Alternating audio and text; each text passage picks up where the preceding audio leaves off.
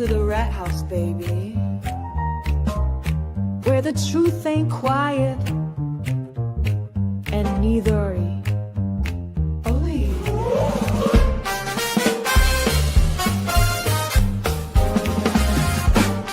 Where the chat rats crew slide in, pull up a seat, crime talk, cold facts, and a jazzy backbeat. We got stories to tell, got some justice to serve. So pour up that coffee or something with a swerve. There's Rat Daddy leading 6'5", a cool Toys the queen with the sharpest of tools. Dean's cracking jokes, Mary B's got the tea, and Lawleen lays the law down, real boss energy. MJ's got the fire, Gingy's taking names, Cassie's dropping Angel Baby's in the game. The clerk's keeping order, Misty's watching close. Pinky promises, keeps receipts, and she does the most. We're the chat rats, baby, worldwide and bold. Stories unfold while the crime scene gets cold. Puff, puff, pass, and the truth gets exposed. At the rat house, baby, that's how it goes.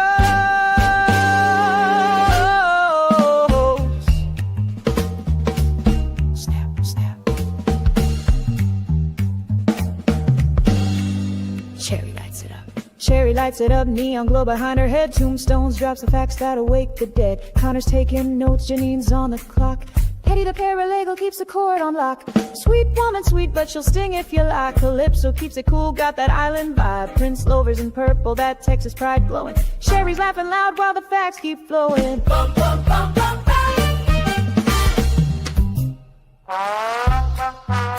Da-da-bum, da-da-bum, da-da.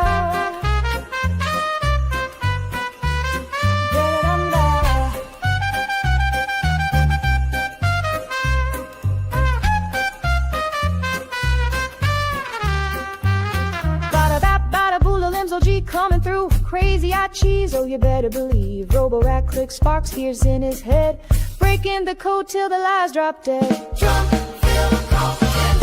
jump. We're the chat rats, baby, worldwide and bold. Stories unfold while the crime scene gets cold. Puff, puff, pass, and the truth gets exposed. At the rat house, baby, that's how it goes.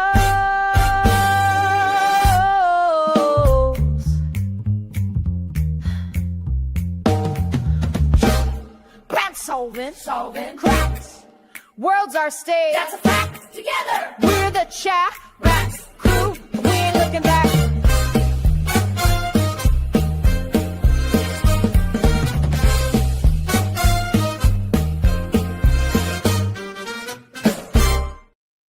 Boom. That's a good song. I haven't got into it. What's up, chat rats? What's up, people? I am Danny Thomas, and this is Rat House Media. What's up, Lawleen? Hello, Everybody Danny. say hey, Lawleen. Hey, Got the 7 folks on the panel right now. We waiting on Dean, though. And about probably 8 other people. But we got some stuff. I got the Annie Elise thing loaded up. Did you watch that some thing is, yeah, that's a really good run through for people who aren't familiar with the case. Did you watch any of the one Vinnie Politan did? I What's did up, last Mary night B? when I was looking for it. Yeah. So it was like a year ago. Annie Elise was a year ago. Yeah, but that was all after Donna was arrested. So it'll kind of bring us up to speed before her most recent motions. Dean's always sleeping, Gingy. He's always Friggin' He's been Dean, come on. He's Yeah, been in even- Discord posting stuff. yeah, he should be here soon. He should be here. So is this what we're doing now? We're going into this case all in? I guess we're going all in. If I know that we can't go every day with it, so there's another case. It's the college strangler case, and it's Okay. in like day 2. So they're Should keep finna an eye start- too at which trials the trial channel is doing. That would make your life Yeah. easier. Well, they're not doing very many, and then they're doing like they're waiting until it's almost over and putting out a bunch of I don't know. I'll show you. They're kind of breaking down testimonies instead of just having the trial or whatever. Oh, that's a bummer. Yeah, it is. I've been trying to keep up with it. Of course you are. I was wrong to question you. Of course you were. Of course you were. No, I'm just kidding. But that college strangler case is like we can do the jury again. So we can do that tomorrow. Because once we watch all this Donna Adelson stuff, we got to wait for another pretrial hearing or something. But we can play the jury, no backstory. Start Yay. A1, get what the jury gets. Because I don't think it's going to be that long of a case. But I haven't watched any of the trial yet. So Is Donna still set to start August 19th? Because I know they were doing change of venue motions, but yeah, but I don't think she won that. Not even close. I mean, I know it's But still like never a know. month away, but there's so much. But hopefully, if we give this background tonight and then as stuff files between now and August 19th, we can cover it. That way, when August 19th is here, everybody's caught up and ready to go. Yeah. Also got a couple of short things to watch to get us warmed up tonight. Cool. And this one is especially for Mary B and all of you Boston. Oh, Pinky's here. Oh, nice. What's your birthday, Pinky? August 19th? Oh, My Oh, are you son's is August 20th. yeah, we're going to celebrate Pinky's birthday with a bunch of 6 hours of boring trial testimony. Yes. Yes. Your family can't give you that. 6 hours of boring trial testimony with lame commentary. No, they Yeah. can't. Can't do that. You Robin, can't buy she's that a at the store. You can't buy it at the store, you know what I mean? It's hard to come by. But this is just for you people in that Boston area. What's up, Diane G? They found us. Yes, they found us. Diane G, Pinky Promises, Angel, Carrie B. I saw everybody. Oh, Happy Clark, birthday, Carrie B's daughter. Robin G. Carrie B's daughter's birthday is today. She says today is my youngest daughter's birthday.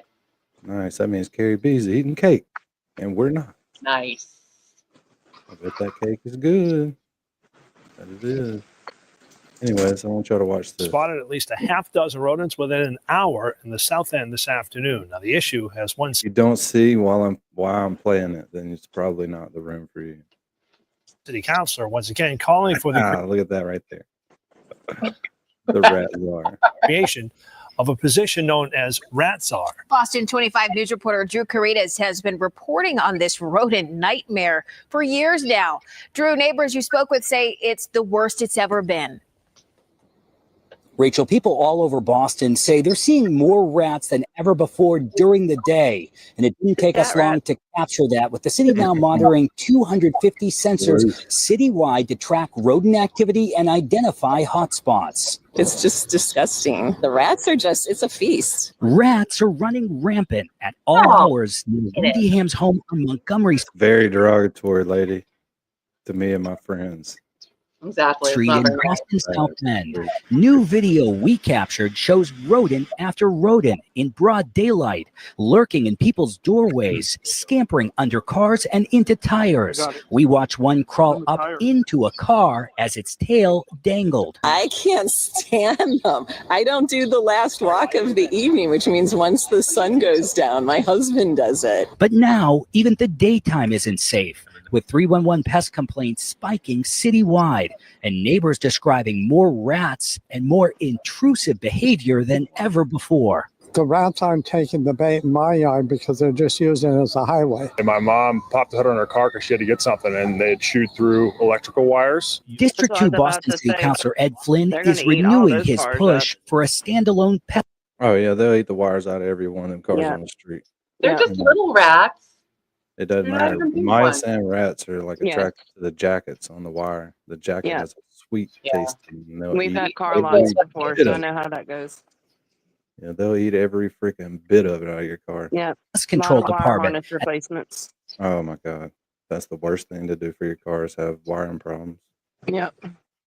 and a dedicated rat czar after a recent Tufts University study found rats in Boston are spreading leptospirosis, a potentially deadly disease. I've received emails and calls from residents about rats in their house, literally on the crib of where the baby is at. Flynn says it's especially tricky in neighborhoods that don't use garbage bins on trash pickup days, serving up a rodent food. Lolene, what was that disease? What was that they're passing around? The bubonic plague. Yeah. Oh, they have that too. Is that what the leptospirosis is, or whatever? What did you just say? I can't say it. Sclerosis. I think that's just a word to indicate that it spreads fast. Yeah. Oh. Okay. Well, I know that the rats in the Colorado hills and stuff still carry the plague, so I would assume those do too. Oh, yeah.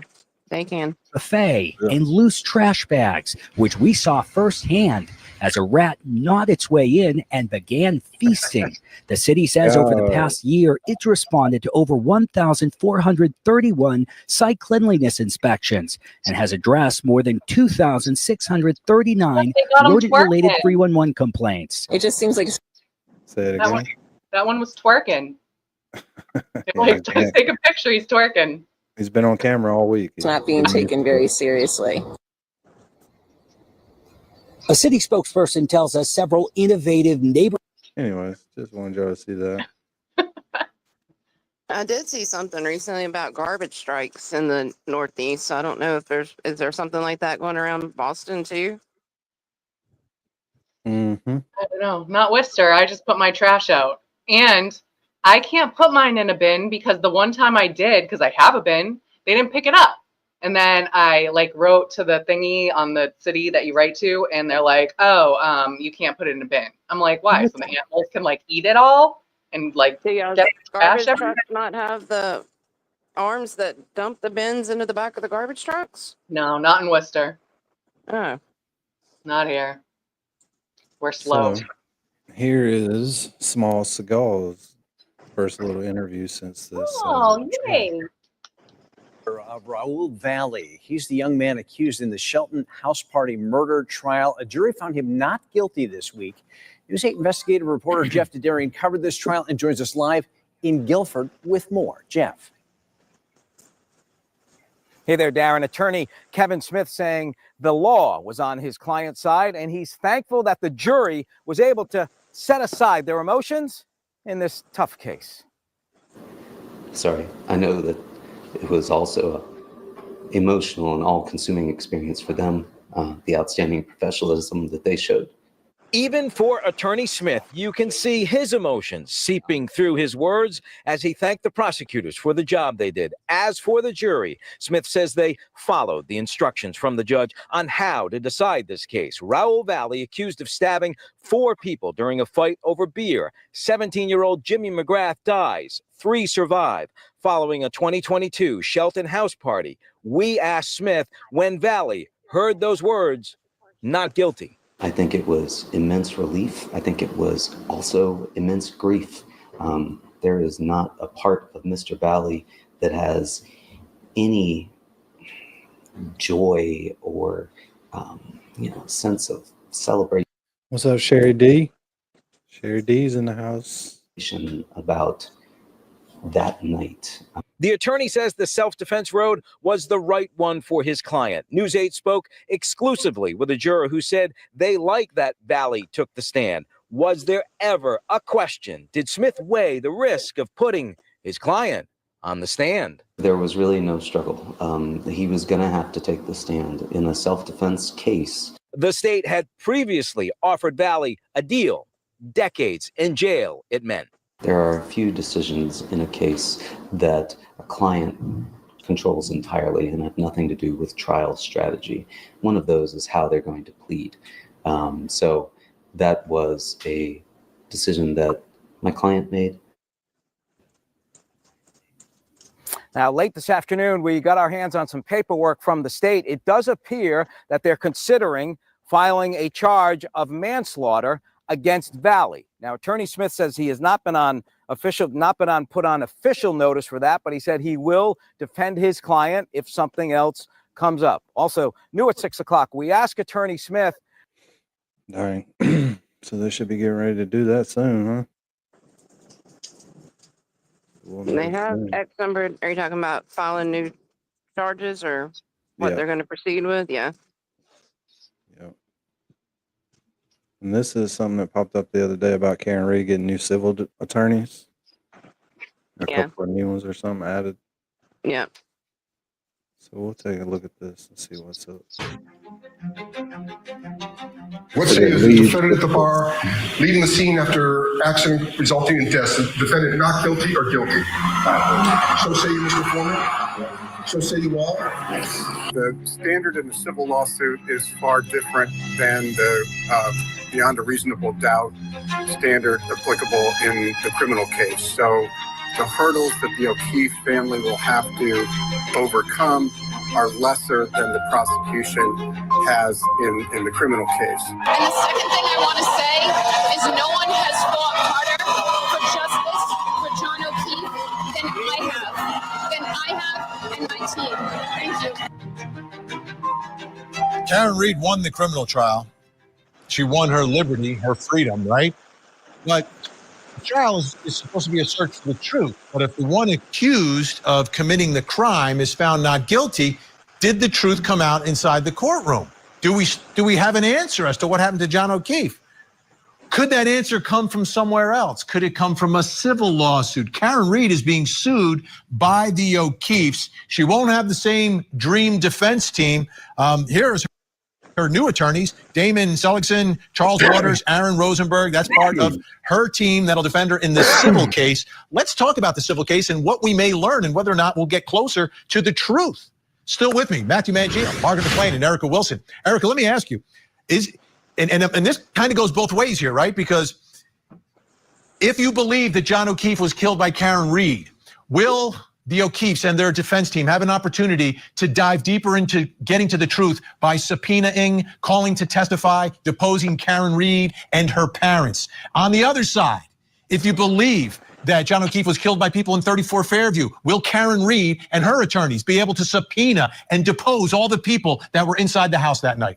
Both things are true. So we're looking at two completely different burdens of proof here. The discovery latitude that you have in a civil case is far greater than what you would have in a criminal case. And so, yes, so she will have the opportunity to vindicate herself in ways in which she would not have been able to do in a criminal case. Because in a criminal case, you would have to put on a case in chief, and that opens up a whole bunch of other doors, and you don't necessarily want to get into that. But here, she can, her platform has been that he was killed by police officers. So now she has her opportunity, her day in court again, to be able to establish that. Same thing is true with his family in terms of being able to establish whether her being civilly responsible for his death is not the same as being criminally responsible. So they still have a shot at this. And to me, the amount that they're suing for is so nominal. I believe it to be just probably the policy limits that she had on her vehicle at the particular time, that it just seems to be symbolic, and that this family just really just wants to kind of get some closure and have a court of law say that she was responsible for his death. Absolutely. If you believe she killed your son, you want a sense of justice in some way. You want some jury to come back and say what happened. Let me ask you, Margaret McLean, how much more, if this goes to trial, will we learn about that night? Well, first of all, I'd like to point out that the civil case was filed in Plymouth County, so it's no longer in Norfolk County, which I think will benefit the O'Keefes. Plymouth County happens to be my county. So, and I think a change of venue, first of all, would have been good. But, we've got depositions, so we're going to be... Does Plymouth County hold Plymouth Rock? They sure do. Nice. How far are you from Plymouth Rock, Mary B? I would be probably about an hour. An hour. Yeah, maybe less. That ain't bad. It's pretty No. cool. We need about 15 more people in here. Where the fuck are these people? Losers. Oh, Lawlene got kicked. Must got a call. Here we go. Back to this. learning a lot more about, that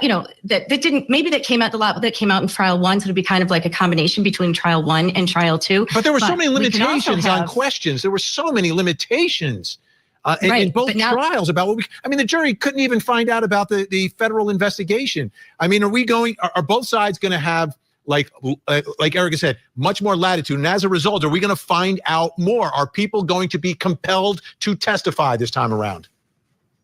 they'll be subpoenaed to testify, absolutely. And Karen Reed's deposition will be taken. So we'll learn about what her story really is, other than those Dateline videos, that we saw in the second trial.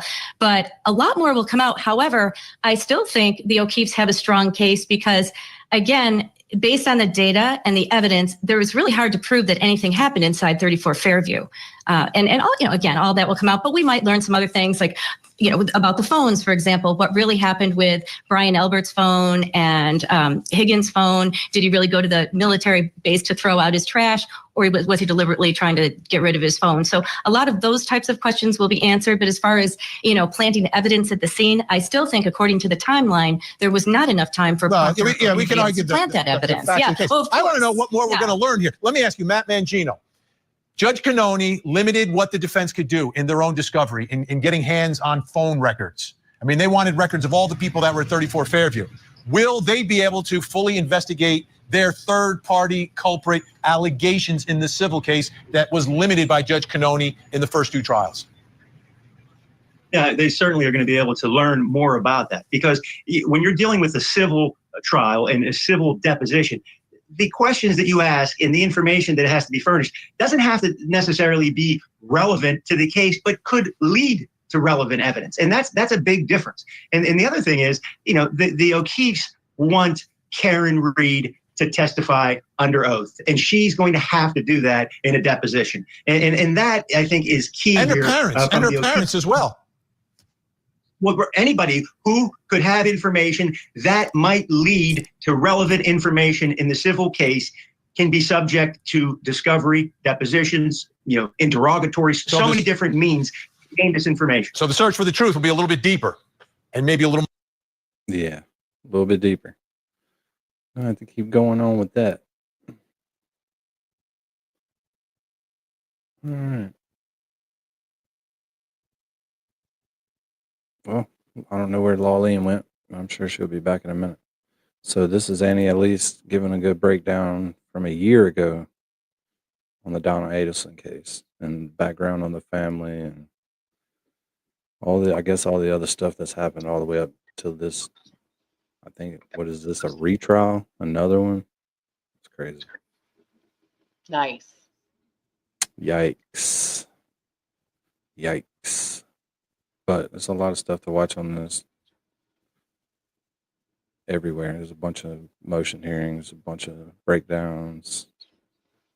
Sweet. Plenty of content for us. Yeah, plenty. So we'll get us a good little breakdown, then we'll watch another breakdown, and then I got a motion hearing, and we might find something else by then. Let's do it. Yeah, Sherry D. This has been going on since July 2014.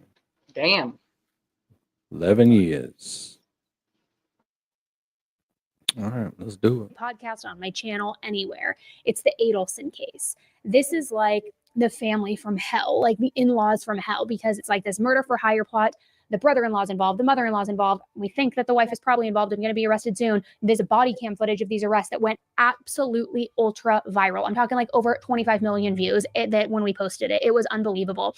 And the reason why people are so fascinated with this case is because it's like, it truly is just unbelievable. How do people like this exist? The plotting, the scheming, the family, the interconnected twine of just like deceit and distrust. So we're going through all of it today, but I want to warn you, buckle up. It is going to be a wild, wild ride as we untangle everything about the Adelson family. Guys, let's jump right in.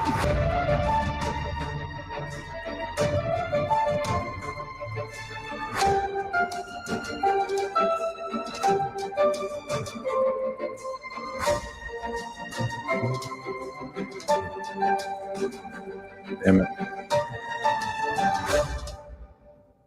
In July of 2014, in Tallahassee, Florida, a renowned criminal law professor named Dan Markell, who was also a respected figure at Florida State University, was murdered, shot in the head. And this all happened at his own home in his garage. A neighbor had heard loud bangs, then called the police, and they quickly responded to Dan's home. Okay, tell me exactly what happened. We heard him look in, the garage door was up, and I thought the gentleman was backing out, and I went back to my house, but he never backed out, and I came back over, and his driver's side window is shattered, and he's battered and can't answer. He's inside. I don't know if somebody tried to shoot him or if he shot himself or what. I don't know. He didn't send an ambulance in a hurry. EMT. He's still alive. He's moving. Okay. What's going on with him? I don't know. The driver's side window is all bashed in, and he's got blood all over his head. He's not responding to me. I think you need to hurry.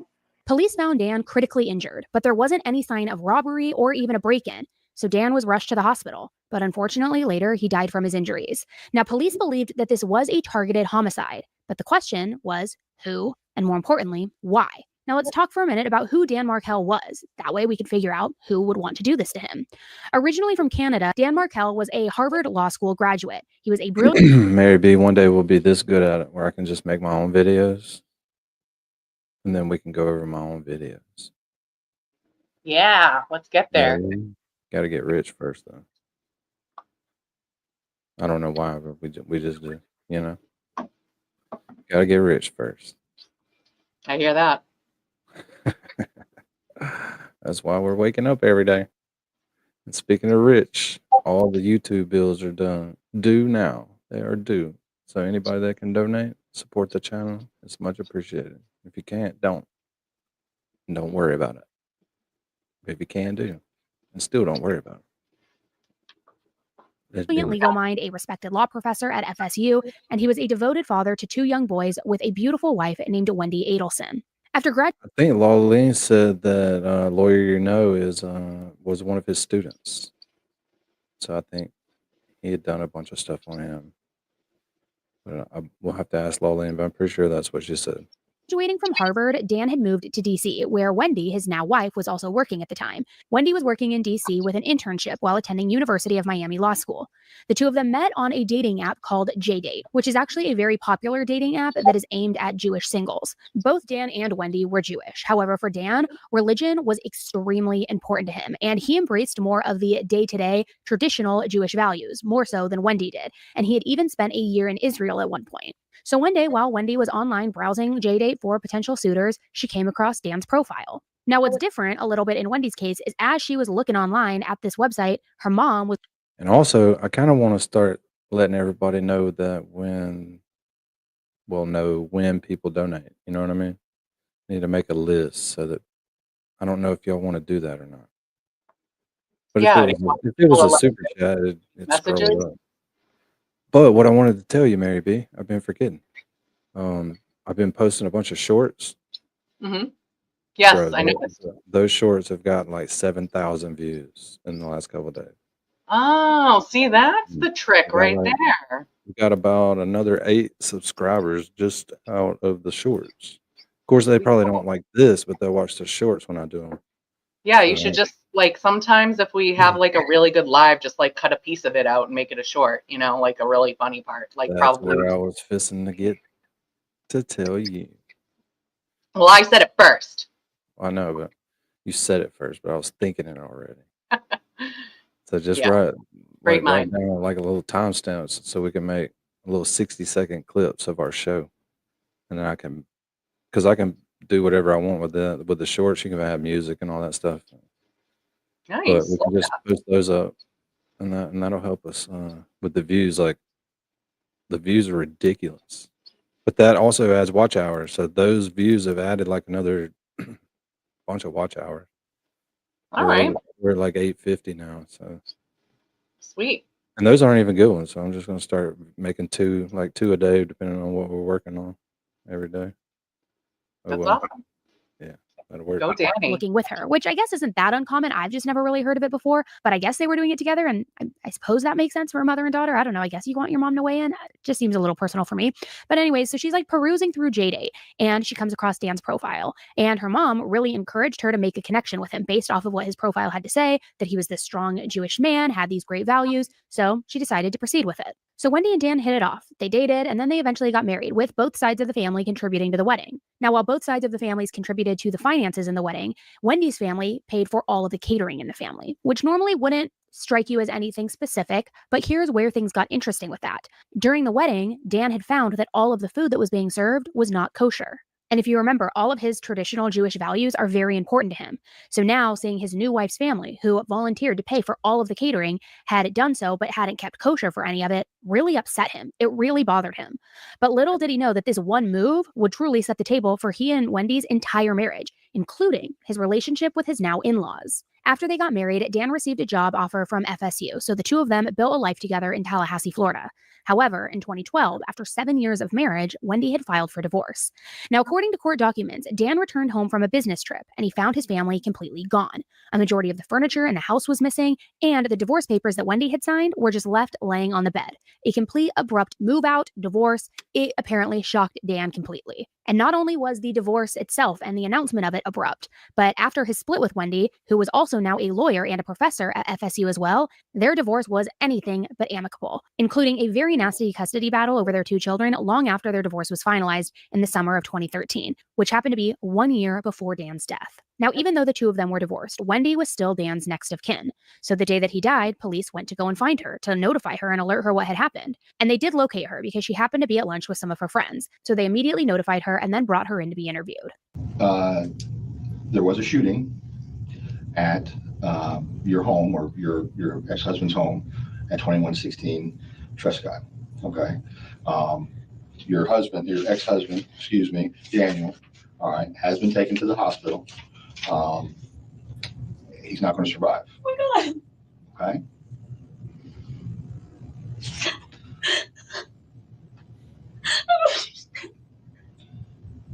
I'm sorry, hon. I have a message from him this morning. What happened? Well, before we get into everything, I have to establish where you were and who you were with and so forth. Okay. Okay. And then once we've established all that, I can give you more details. Okay. Do you understand why I wanted you to come here before I discuss this? Oh my God. Now, during this interview, Wendy appeared to be absolutely devastated. And she gave the impression, like, despite the fact that she and Dan had their differences in court, he was still her boy's father. And this was completely devastating to her, and she was heartbroken. Wendy's interview was also over 5 hours long, and it didn't take her long to say that she had absolutely nothing to do with this. And also, for her to give some ideas to the police of who could have done this. She even suggested that someone might have targeted Dan for her, on her behalf, but without her knowledge. And then she said that it might have been a man named Jeff Lacoste, who was also another professor at FSU. Apparently, Wendy and Jeff had previously dated, but they were now broken up. So Wendy casually mentions this to police, saying, okay, it might have been Jeff. We dated. He knew about the issues that Dan and I were having. Then she casually mentioned that her brother Charlie... How many professors did Wendy date? She had a type, apparently. Yeah. I don't think Wendy was there for educational purposes only. Apparently not. Also knew the intricate details of their tumultuous divorce, saying that at one point, her brother Charlie even bought her a TV as a divorce present, making a joke and saying, I was going to hire a hitman, but a TV was less expensive. Do you know anybody that would have a beef against your ex-husband? Who would do this? I don't know. That's why you're here. He didn't like Danny because Danny hurt me. Sherry D, you want to see if Vinny's takes any better? Let me find it. We'll swap over. Sherry D I don't think she likes Annie Elise very much. Yeah, let's switch it up. Come on. Sorry. I'm clicking. I had it loaded, but come on.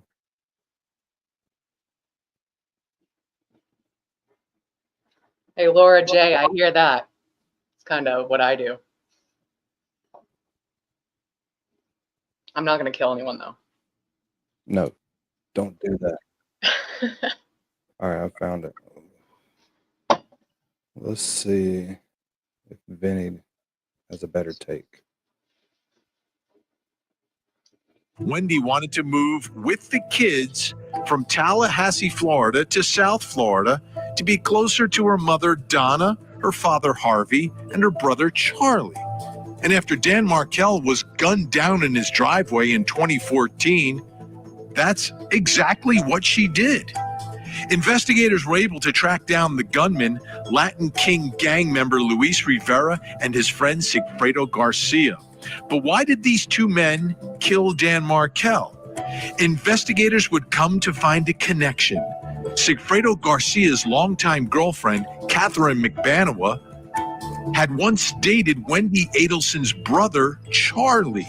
And after the murders, Catherine was collecting cash, checks, and gifts from Charlie. Authorities determined this was a murder for hire orchestrated by Charlie Adelson. And after I saw Steinbeck had one, but I don't think it was like a full-on deep dive. What do you think, Lawlene? The one I Sherry, saw of Annie's is Sherry really good. D's not. Yeah, Sherry D's not too fond of Annie Elise. She did a really good breakdown on this. Like, she went back to the beginning of their marriage, like, quickly and hit a bunch of high points. Like, for people who aren't familiar with everything, I thought it was the best one I've seen so far. Yeah. What about Steinbeck? Did you listen to his? No. A lot of them, like Peter's, a lot of his were like covering like the individual things happening in court or individual emotions. Yeah. So going and finding like a really good synopsis, not all of them have, but I did not go to Cross Steinbeck, but I did watch Annie's and I thought it was very informative. Let me look and see if I can find Steinbeck's. Or somebody else look while we watch Benny's this. is just kind of slow and has all the music and stuff. Like, I mean, it's not bad, but It's like all dramatic and shit. yeah, to me, Annie's was just more informative. Here's the facts. This is to catch y'all up type thing. Well, I guess we'll just have to do it. Let me look and see if I can find Steinbeck's. I see why he's a good suspect. It's like, it's Jeff. Like, when I did this by asking for some time away from him, I made him crazy. My parents had more reason to dislike Danny than almost anyone else. He hurt their daughter. They're very angry with him. But even my family, who felt like I had been mistreated, would never do something like this. Never. Danny has been shot. Well, my parents sounded really surprised, so it's at least a relief. I was trying to think of who would be angry enough to do something to him. My parents would be angry, but they're not capable of this.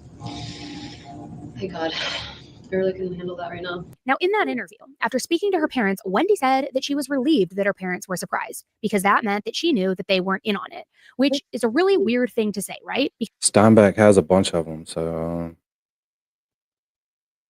I see he has a bunch of them. Even better.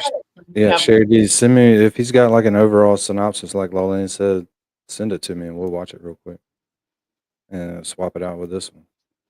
I see a bunch of them. I can't really watch it and listen to this same Because time. why would she even think that that would be a possibility in the first place, that her parents were in on the murder of her ex-husband and father of her children? Well, it turned out that Wendy did have a reason to believe that her family hated Dan, and we're going to get to that in just a bit.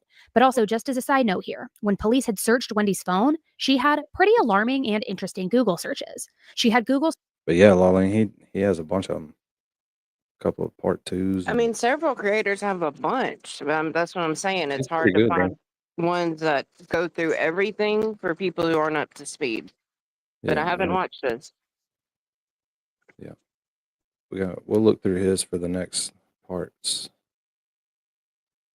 AKA Searches of Dan's new girlfriend, the girlfriend's ex-husband, as well as searches for student-teacher pornography. Now, we're going to get into all of that in a second, but for now, in the immediate aftermath of Dan's murder, the police told the public that they believed that this was a targeted murder, but they didn't know who was responsible. Anyone in Dan's neighborhood that was there at the time that he was killed was urged to come forward if they had any information. The neighbor that called 911 had mentioned that he believed that he saw a light gold-colored vehicle that he believed might have been a Prius speeding away just after he heard those loud bangs. So at the time, that was really all the police had to go off of. Initially, based on the crime scene, police thought that Dan knew his killer. But this ultimately changed when police learned that Dan was actually on the phone with someone at the time of his death. And this person that Dan was on the phone with said that Dan said that a car was approaching him, a car that he didn't recognize. And then shortly after that, they heard the shots. And then they didn't hear Dan again. You see, Dan could be pretty argumentative and had very hot takes on controversial opinions that he put on his online blog. Some of Dan's colleagues had speculated that he had received threatening posts in the past. In one instance, an anonymous person wrote, "Bullies like this need to be made radioactive. Their arrogance and imperiousness speaks for itself. All means necessary must be employed." Police were never able to identify who that post came from, but would someone actually come over and kill him over that? Nobody really knew. Despite an extensive police investigation, no suspect was arrested or even named. And 8 months after Dan's murder, his parents were starting to get frustrated, and they began to worry that this was going to become a cold case. In an interview with the Daily Mail, his dad, Philip Markel, said, "We want to see the killer caught and brought to justice. It is frustrating as we are at a standstill, and that means we cannot have closure and just have to live with it. That is not the best situation. I have my own theory about who killed Dan, but I do not have the proof, and I am unwilling to share them." After Dan's death, Wendy ended up moving from Tallahassee to be closer with her family in South Florida, where she grew up. She also accepted a position working for a federal judge, and then later she moved to an upscale apartment in Miami with her 2 children. She also had their last names legally changed from Markel to Adelson. While working for the federal judge, Wendy took a creative writing class that had a podcast where she spoke about her divorce experience. Thought I could cheat the system and marry a man I lacked passionate love for. Our marriage dissolved after the children arrived, as the loneliness of being married to someone that didn't view me as an equal crept in. Now let's get into a little bit more of background on Wendy and why her family had their reasons for hating Dan, apparently. Let's start with Wendy being the youngest child to her parents, Donna and Harvey Adelson. But it seems like Wendy and Charlie had always been a little bit closer siblings from the get-go. They attended high school at the same time. They were closer in age. All right, so this is extra weird because Dane's in here. I just can't let him in here because they updated like the StreamYard, the way it looks, and the taskbar on the bottom is too thick, and it won't let me click Janine or Dane. Wow, this is weird. Oh, this is crazy. Is there not a little bar down there to scroll up on yours? Well, I have to be able to make it to the center of y'all's little box in StreamYard to hit add to stage. And it's covering 3/4 of their box, and it won't. You want me to jump off so you can ask Dean how to do it in case he knows on the new StreamYard? Ooh, that's a good idea. Just Wait, he doesn't use StreamYard though, he says, doesn't he? Yeah, he does. Oh. This is weird. And I can't drag them anywhere. Wow. I'll jump off Things like and that. add They all- Dean and then see what y'all can figure out. Well, it may pop Janine up, so man, Teamwork. this is crazy. Sorry. were a little bit closer than she and Robert. Now, their oldest son, Robert, became a doctor, and then Charlie went into the family dental practice as a periodontist, doing surgical implants, things like that. And Wendy decided to go to law school. So not bad. 2 doctors and a lawyer in your family. I would say you pretty much hit the jackpot there. So growing up, the family was all pretty close. This happy cookie cutter life, right? Well, after Wendy had filed that ambush style divorce and moved out while Dan was out of town on that business trip, she tried to move to be back closer to family. Ooh, that's nuts, dude. Welcome, other chat rats, to the panel. What's up, Dane? Yo. This is so weird. Dude, What the I fuck? knew he was just gonna start complaining about, oh, I've been in the freaking green room. No, Let's do that. Fine. It's just like, He does that. why? Never Why done do that. this to I've us? literally never done that. Not That today. doesn't sound like Dean. But now that you mention it, I was in the back room quite some time, Danny. Thanks for bringing it to my attention. Fuck so you. Now for your information, you have to minimize the whole chat in order to get it to spread out. If somebody else comes on, I'm not gonna be able to put them on here though. Dang, sucks for y'all. Oh, you snooze, you in that lose. Coral Springs area. Yeah, it sucks for y'all. Somebody's got to leave. But right now, when you go back to normal, I can't see the people on the bottom. Well, why did they change it? Do you know? I don't know. They update it every now and then, and it changes. Yeah, I've heard other creators complaining about it today. This is not an improvement. I like the color better though. No, they put their taskbar in front of the fucking grid for the people on the stage. Weird. It's not me. Just more shit that I don't understand. Well, you have to be looking at it from where I'm looking at it to see. Oh, fuck my life. Kidding. This is not a Yeah, no big deal, Janine. Yeah, Could be worse. Could definitely be worse. Being a little kidding. Yeah, that's it. Ain't no big deal. It was just kind of scary there for a minute. Yeah, which was about an 8 to 9 hour drive from where she and Dan lived with their kids. Well, Dan was apparently livid by this. And Janine and Dean, you see what we're doing? We're watching Annie Elise's breakdown of. I know. she's not my cup of tea, but I think that her work is like very good, right? Like she has a lot of subs. I just find her hard to listen to. I don't know if anybody else shares that opinion. I don't even know who we're talking about. Annie Elise, she's got a ton of subs, but she's just Yeah, not 1.5 million. to her initially when I first started. I guess it was like right after Timothy Ferguson, and I was just like, I can't. But if she has a breakdown of this crazy story, I mean, I'm like whatever, it's fine. But Yeah, Sherry D doesn't like her either. But yeah, it's just a personal obviously we didn't know it, preference. but Not a Carl bad person. Steinbeck did a bunch of videos on this, so he follows it pretty close. So we're gonna Yeah, watch some I'm not Steinbeck too. passionate about it. It's just that like there's just something about her that just grates on me. That's Were you all. Yeah, cussing? no, Were you using cuss agree words? I agree with Janine. She is a bad person. Thanks for that, Janine. No, just No, Janine did not say that. Diane G, yeah, baby voices are super annoying. Wait, Fiona. Fiona. Baby voices are. Like she's just like Yeah, I couldn't watch it all the time, so There's we're just certain- watching it for this one thing. there's certain people that like I just find that if their voice gets to me, I'm like, no, I'm out. You know, Yeah, 'cause totally. listen, not even like a looks thing, but it's fine, whatever. Yeah. And this case is crazy, and I'm happy that we're not that we're moving on, obviously, from the Jimmy McGrath Raul Valle. How do we say his name? But it's just that case is so heavy, Yeah, it was heavy. Yeah. It was heavy. But we're moving on from the FKR and from that. So, but we did watch some updates. So any updates we get on it, especially Karen's civil case, we're gonna be watching. Yeah, of course. Definitely. Where'd Lawlene go? Oh, damn it. You know her phone be ringing off the hook.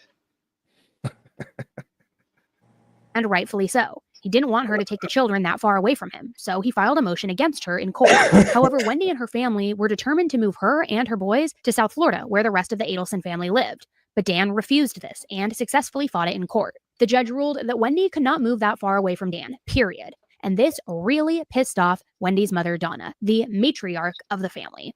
And when I say that, Donna really had taken on this role of the cliche, overbearing matriarch who called the shots for all of her adult children, not just Wendy. In fact, it's been speculated that the reason her oldest son, Robert, is estranged from the family is because his mom, Donna, didn't approve of his wife. Just truly overbearing, wants to have a hand in everything that her kids are doing, even though they're adults. Then when they do something that she doesn't agree with, that doesn't align with what she wants, she banishes them, pushes them away, or gets really angry. And that's what was happening now. Dan won in court. Wendy wasn't able to move back home to be closer to her family with her kids. So now Donna was coming off the rails. But surely that wouldn't be enough to commit murder, would it? So who was responsible for this? That's not motive enough. So then more time passed, and a year after Dan's murder, nobody was arrested. Then the 2-year mark happened. Still, nobody had been arrested. And people were now beginning to think that this was going to end up being a cold case, an unsolved case. And people were worried that this huge mystery of who murdered Dan would just never be solved. However, in the background, investigators were still looking into Dan's murder, and they finally caught a lead in May of 2016, right around the 2-year mark after Dan's murder. They had surveillance video of it from city buses that it had driven by. Intersection cameras were able to capture it. This is a picture of the actual suspect vehicle. There are 4 things about this car that we're asking our viewers to look at. The first thing is going to be the color. Silver pine mica. Silver pine mica means it's going to be sometimes silver, sometimes green, depending on the light. How many silver pine mica Priuses are there around Tallahassee?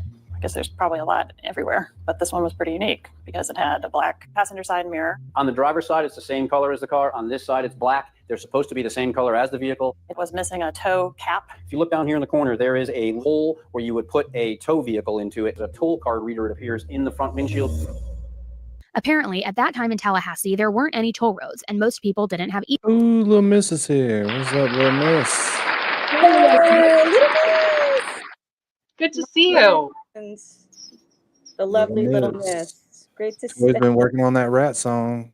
She's got it up in her little gadgetry, trying to get all the bad stuff out of it. Won't be too much longer. Nice. Won't be too too much longer. Yeah, I miss the crazy edgies. Do you?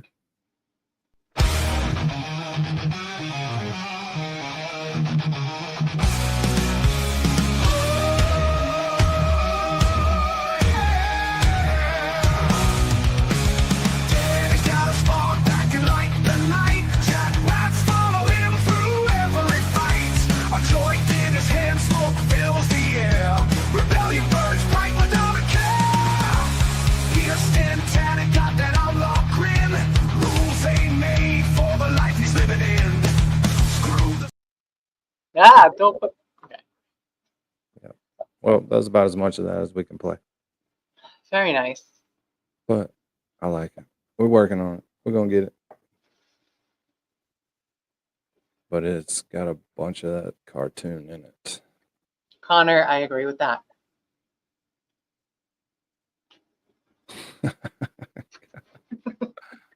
Easy passes displayed in their That boy's windshields. crazy. So this led them to believe that the car was most likely from Central or Southern Florida. Dean, do you know that boy?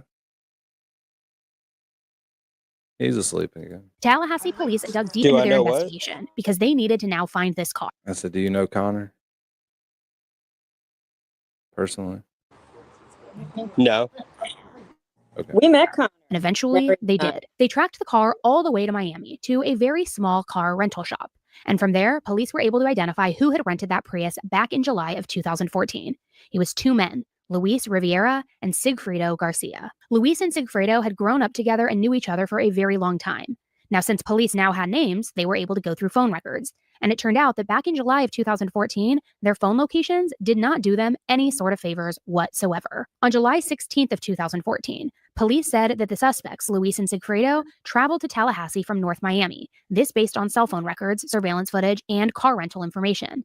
The following day, on July 17th, Sigfredo and Luis arrived in Tallahassee just after midnight. This, again, according to cell phone records. Records also pinged their phones near Dan's house. Now, initially, there was a witness who turned out to be a self-confessed drug dealer who told police that he actually sold cocaine to Sigfredo and rented a hotel room in his own name for Sigfredo and Luis.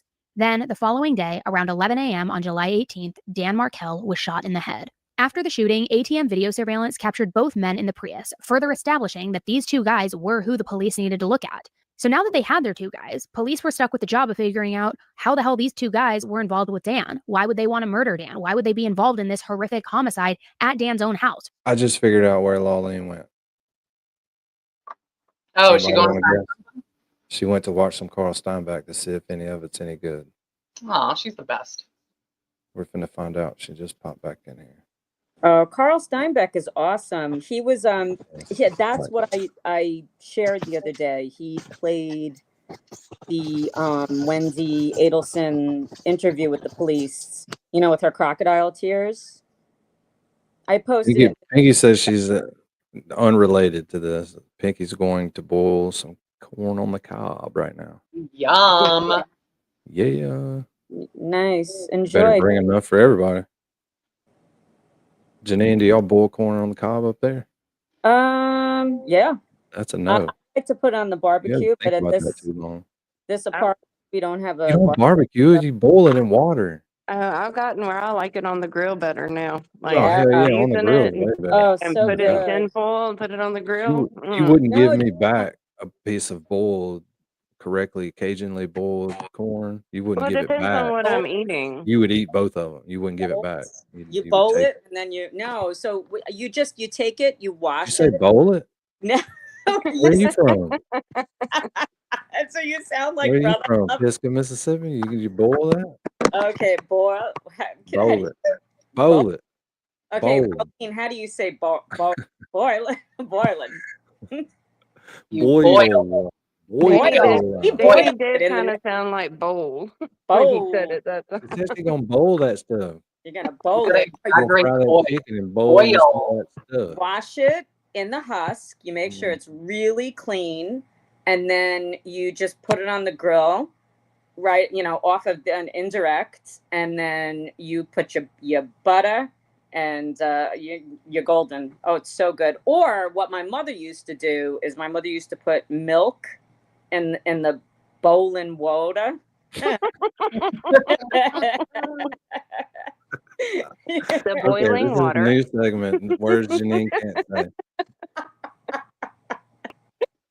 And that's our Bowl cooking that segment. water, boy.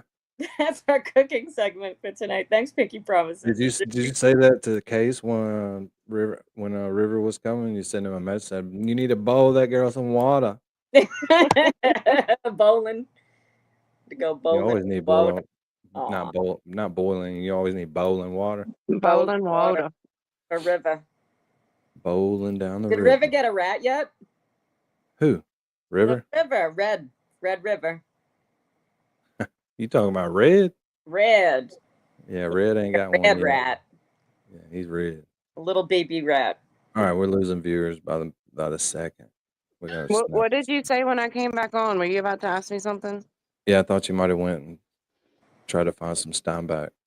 No, I didn't. My dad called. We got court in the morning, so sorry. Oh God. Yeah. Megan Easton, what's up? Welcome Everybody back. say, hey, welcome back, Hey. Cotter. Welcome back. Hey, Matt. Welcome back. Welcome back. Hey, Cheryl.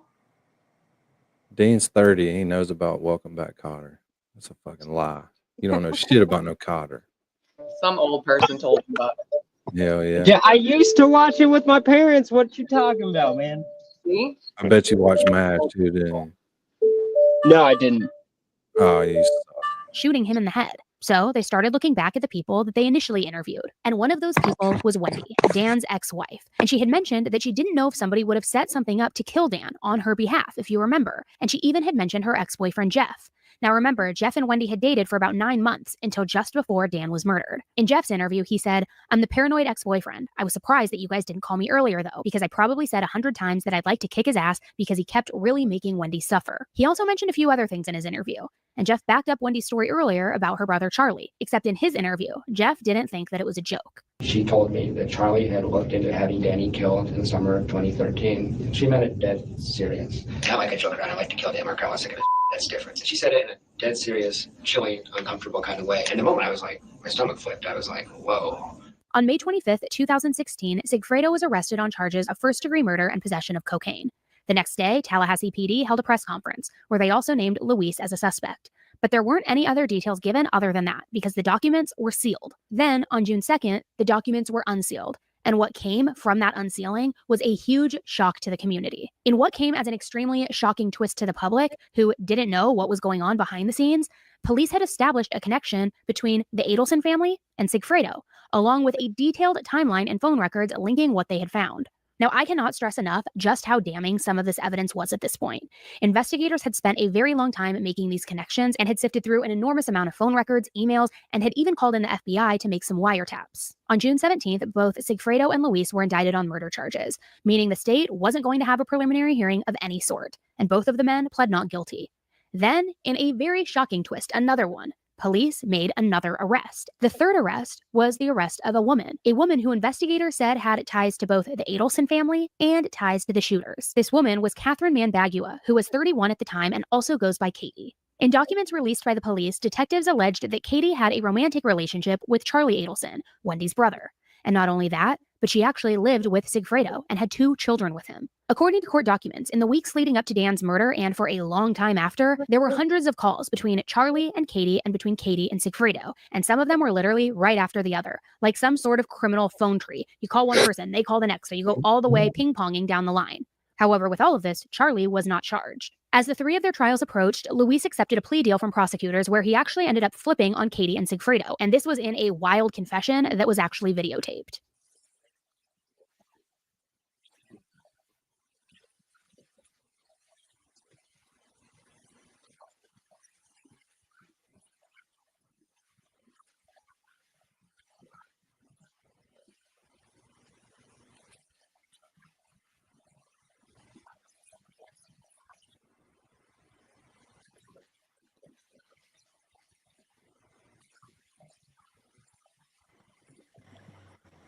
Is it me or is this like muted? What? Are we supposed to not hear it? Yeah, I can't hear it. No, there's no sounds. I think It's it's gotta just be- you guys. I heard it loud and clear. Stop No, fucking you with us, Dean. No, you didn't. Stop it. Did you really? We don't even believe you anymore. Yeah, we can't believe you. I didn't make it this far in watching her video, so I don't know if it's her video or what, Danny. Well, it's got to be the video. I didn't touch anything. Okay. Usually I am clicking and touching a bunch. But I can hear. You can't hear that? No, I can't. We can't hear the interrogation. No. I heard it. No, you didn't. He's lying. Where are we at? I don't know. Have you heard any of this video? No. Well, Yeah, no, we- we heard we- the video. It's not this We've heard interrogation. everything up until the Up interrogation. until the interrogation. Take care Hear this? of what he's Yeah. going through, the way you're Yeah. Well, why the hell wouldn't you hear the interrogation? I don't know. And it's weird.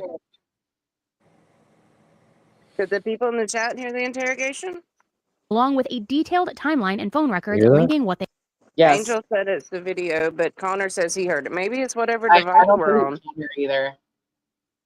Maybe it's device sensitive. Oh, sorry, Dean. Maybe you weren't lying. I was only Yeah. kidding. Maybe y'all need Yeah. to bowl some water. Y'all need to bowl He's some on water. his, no, I can he's tell on by his his phone voice. too, so I think he's lying. Diane G. Yeah, but I'm on an iPhone. Well, what's- Maybe they and found. Janine, are y'all Now, on I cannot iPhone? stress enough. I'm on an iPad. I'm on an What do you- iPhone. What are you on, maybe? I'm on a laptop. Well, crap. Dean might actually be telling the truth. We won't ever know. Just how damning some of this evidence was Let at me this know when point. it goes back out. Investigators had spent a very long time feel like you making these guys owe me an connections and had sifted apology. through an enormous amount of phone records, That was emails, my and had even apology. called in the FBI to make some wiretaps. Sorry. On June 17th, both Sigfredo and Luis were indicted on murder charges, meaning the state wasn't going to have a preliminary hearing of any sort, and both of the men pled not guilty. Then, in a very shocking twist, another one. Police made another arrest. The third arrest was the arrest of a woman who investigators said had ties to both the Adelson family and ties to the shooters. This woman was Catherine Manbagua, who was 31 at the time and also goes by Katie. In documents released by the police, detectives alleged that Katie had a romantic relationship with Charlie Adelson, Wendy's brother. And not only that, but she actually lived with Sigfredo and had 2 children with him. According to court documents, in the weeks leading up to Dan's murder and for a long time after, there were hundreds of calls between Charlie and Katie and between Katie and Sigfredo, and some of them were literally right after the other, like some sort of criminal phone tree. You call one person, they call the next, so you go all the way ping-ponging down the line. However, with all of this, Charlie was not charged. As the 3 of their trials approached, Luis accepted a plea deal from prosecutors where he actually ended up flipping on Katie and Sigfredo, and this was in a wild confession that was actually videotaped.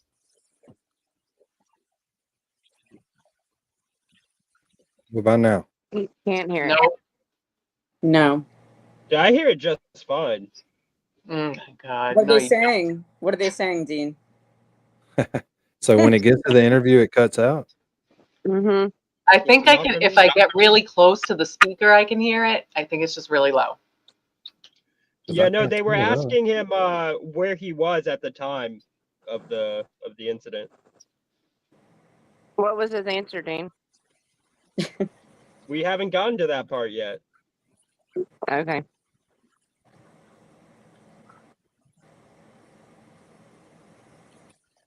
Damn it.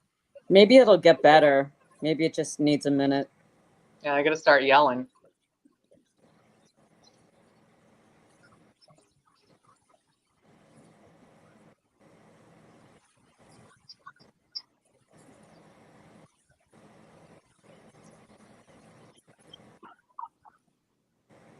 Does that help? Like, I'm straining.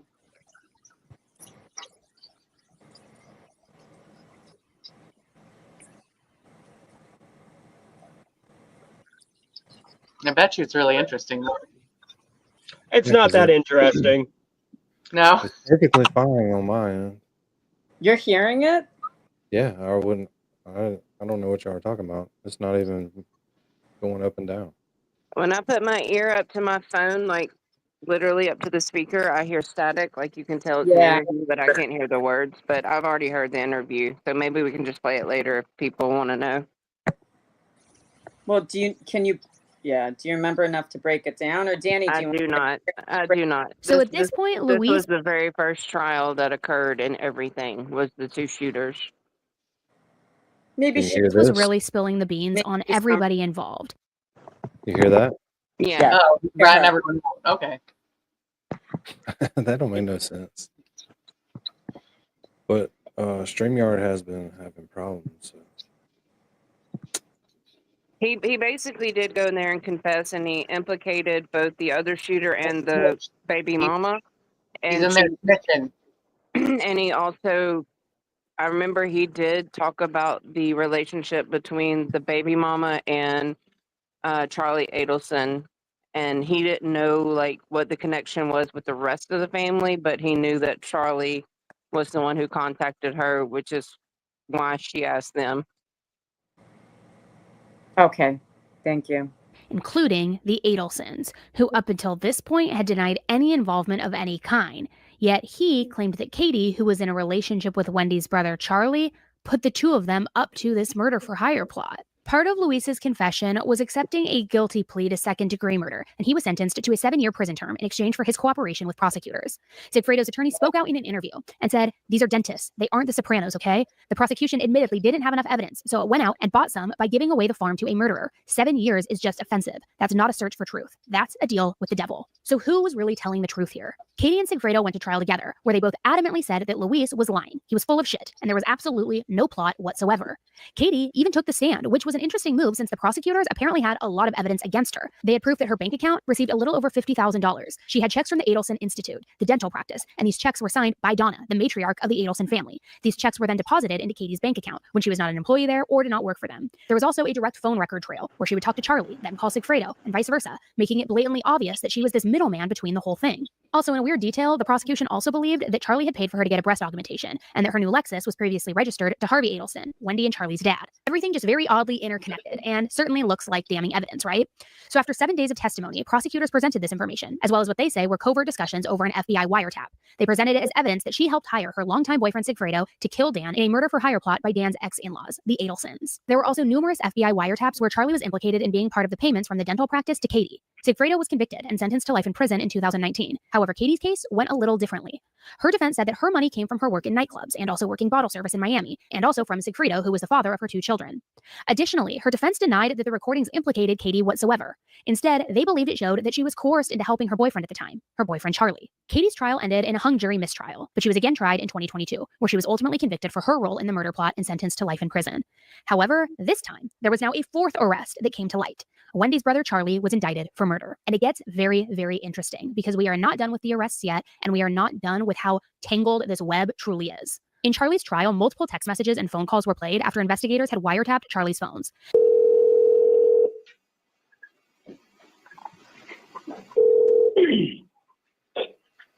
Hello? Hola, diga. Hello, diga. Who's this? Who's this? Someone's been calling my family and trying to figure out who this is. In reference to what, man? Someone by the name of Sandy called? Yeah, that's me, man. All right, what's going on? Well, what's going on is my brother Tato. Okay, my brother Tato has not been taken care of. His family's not been taken care of. I talked to a dentist. Why are you calling me? Who are you?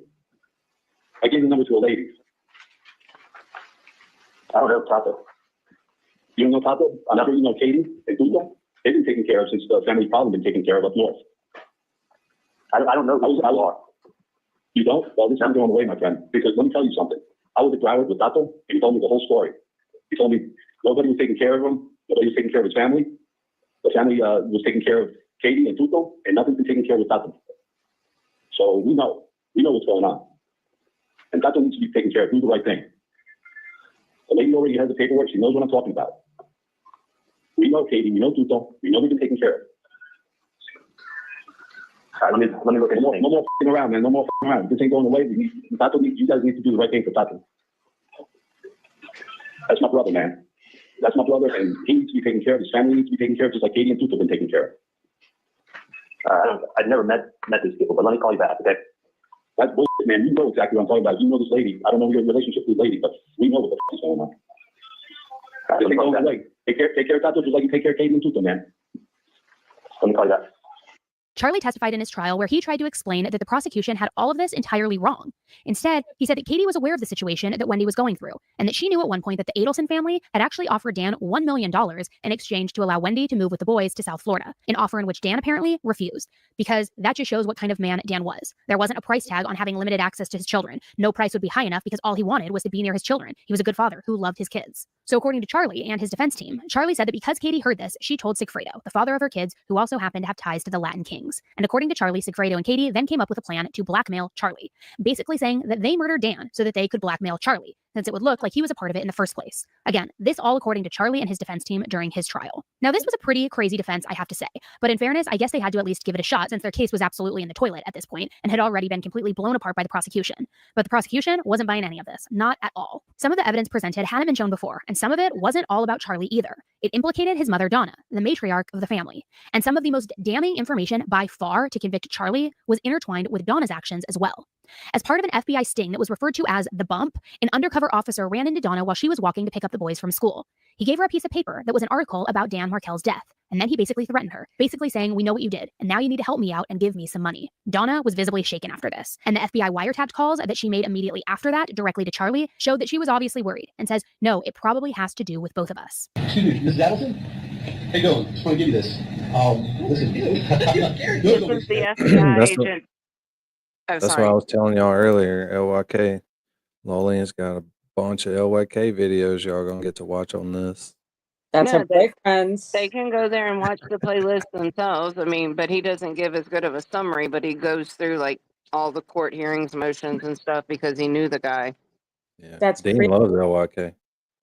Wow. This is a very important part of the case, though. This is the FBI bump. That's an undercover agent right there giving her a letter, and she plays dumb, but then she goes and calls Charlie. It's very funny.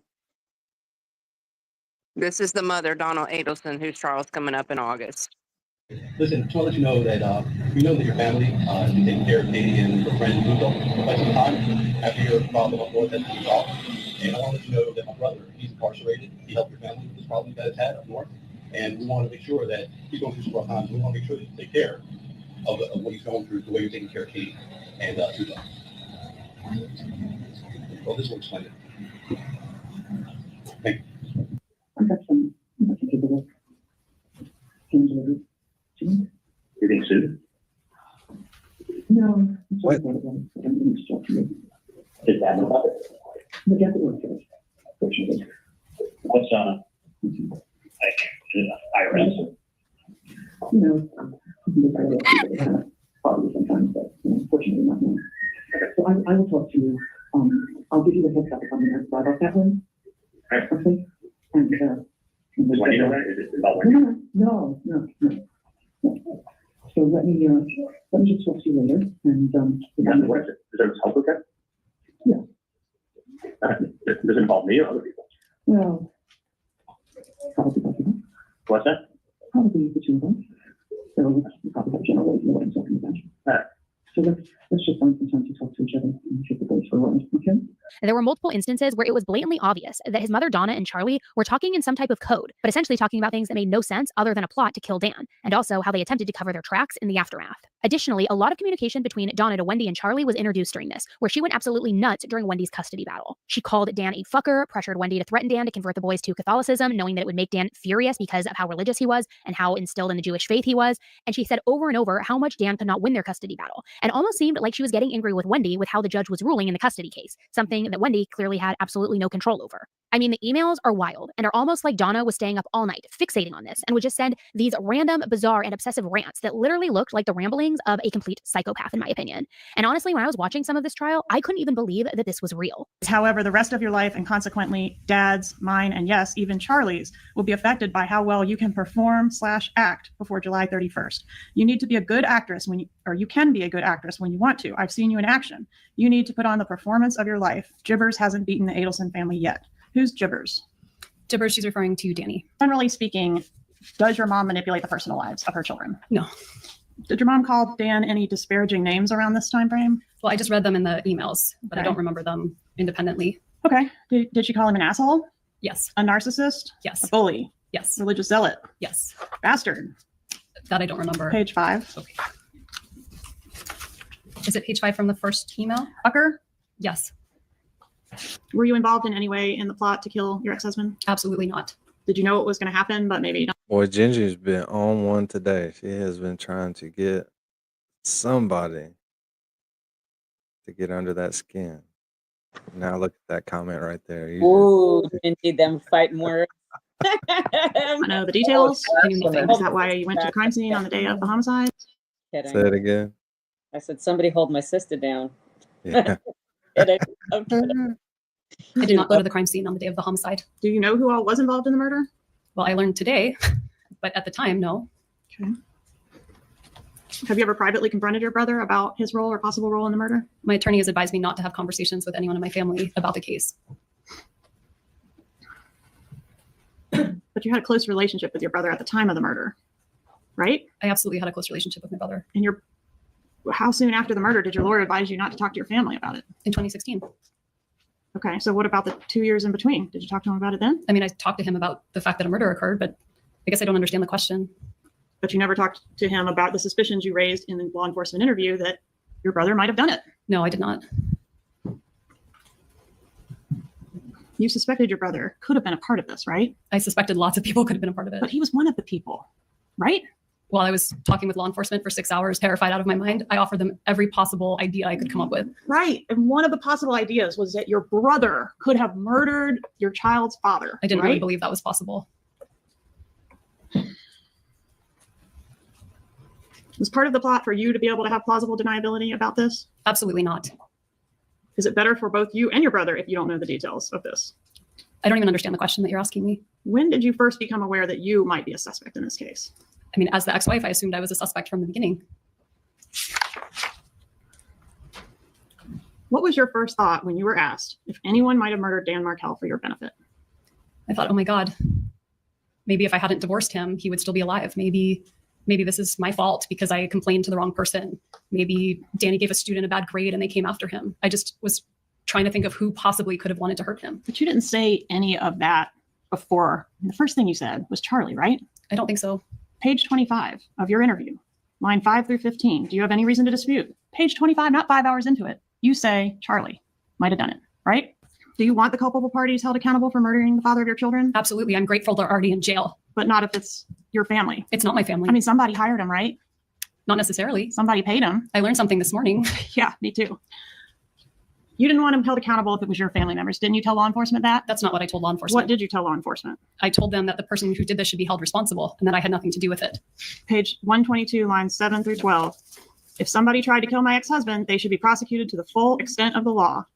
The investigator says, regardless of who it is, and your answer is, I mean, it would be different if I thought it were my brother. But I don't think it was my family. It's different now, isn't it? No, it's not different. That's exactly different what today, I said isn't right it? here. No, that's not No right. further questions. If you say, if they had any evidence, we'd have already gone to the airport. And I know you already testified about this, but does an innocent person say if they had any evidence?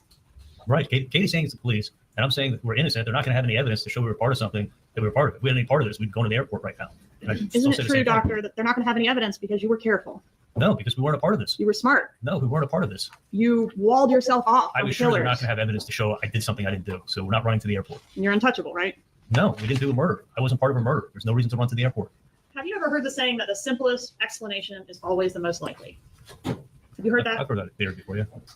Was your explanation to the jury over the last little over a day the simplest explanation? It was the truth. You have a thorough explanation. Would you agree with that? I told you what happened. Do you agree that the only problem with having an explanation for everything is that there's just so many explanations? There's no explanation. I explained what happened. I want to go through some of that. You claim that you were extorted on July 18, 2014 by Catherine McDaniel and also in the background, some Latin Kings, probably Garcia and Rivera, right? Is that accurate? No, I wasn't extorted by Catherine McDaniel. You weren't? That's not what I believed in 2014. Okay, I'm sorry. I understood you to say you believe that today. Today I did, yes. All right, so who extorted you? I believe that it was Catherine McDaniel's friend that she ran her mouth to. Did you ever hear Donna Adelson refer to Dan Markel as stupid? No. Were you laughing when Wendy was on the stand and I read all the names that Donna referred to Dan Markel as? No, I laughed when you said the word fucker in court. Okay. What did she mean when she said Dan Markel was trying to take her sunshines away? You know? My mom never said that.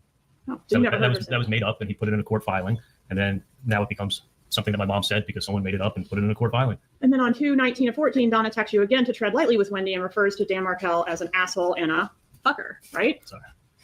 You made me laugh. Sorry. That's what I'm here for. Is that what happened? That text? Did my mom use a foul word to describe him? Yes, sir. Asshole and fucker, to be specific. Sorry. She used the curse word correct. Charlie was ultimately convicted on all charges: murder, conspiracy, and solicitation. After the verdict, Assistant State Attorney Georgia Kappelman said that the investigation into Dan's death is ongoing, and she did not comment any further on whether any other members of the Adelson family could face charges in the future. Well, that came sooner than later, when news broke just a few weeks ago that Donna was arrested. Donna was arrested on a Monday night at an airport while allegedly trying to flee the country. So get this, Donna, who is 73 years old and again, the matriarch of her wealthy family, was at Miami International Airport with her husband Harvey, and she was about to board a one-way flight to Vietnam, coincidentally a country that does not have an extradition treaty with the US, and that's when she was arrested.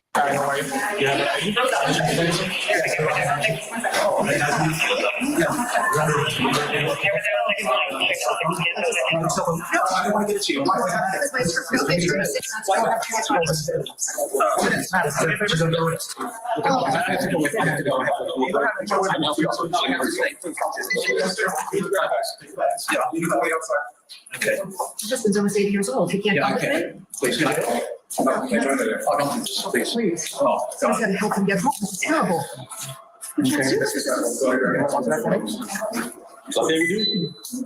You know, Lawleen, I've actually got this as loaded up as a video. If we wanted to break off this and watch some other stuff now.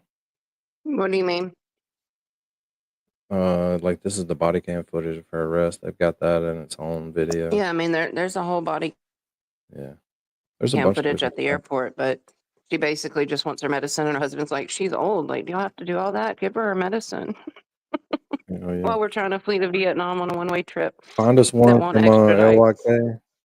Find us one from LYK and one from Carl Steinbeck to watch after this. So let's do the LYK. Can we do? I mean, his are more like, you know how he does, like each motion and each thing that Oh happens yeah, in well, court. this has only got like another I'll try to 15 find minutes. some stuff that happened in his playlist after the arrest, like the phone calls that came out between her and Charlie in jail and stuff like that. Yeah. This is actually a very good breakdown, though. You know, I have to say, what Yeah, we're gonna finish it. It's not very much of it left though. Yeah, I've got a bunch this of is a stuff. great synopsis, in my opinion. But if Yeah, you want to watch something did a really good specific, job. I don't have any LYK, so I'll find you some LYK, Danny. no, you find yourself some because I'll watch what I've got loaded. That's why I Going have into a that. dark room and finding some LYK right now. Yeah, a bottle of wine and lay down and relax. Let me go to my last 10 streams that I've watched. Please. How about no? Do you have anything you want to do? No. No. Do you have anything of value in you? No, Must you have a necklace on? Yeah, take it off. And the earrings, the rings, take everything. You give it to your husband.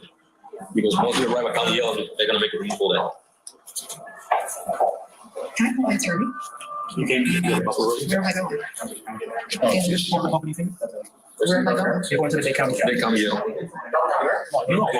here, 145. Please. Okay. Do you have any other rings on? I'm sorry. Remove your earrings.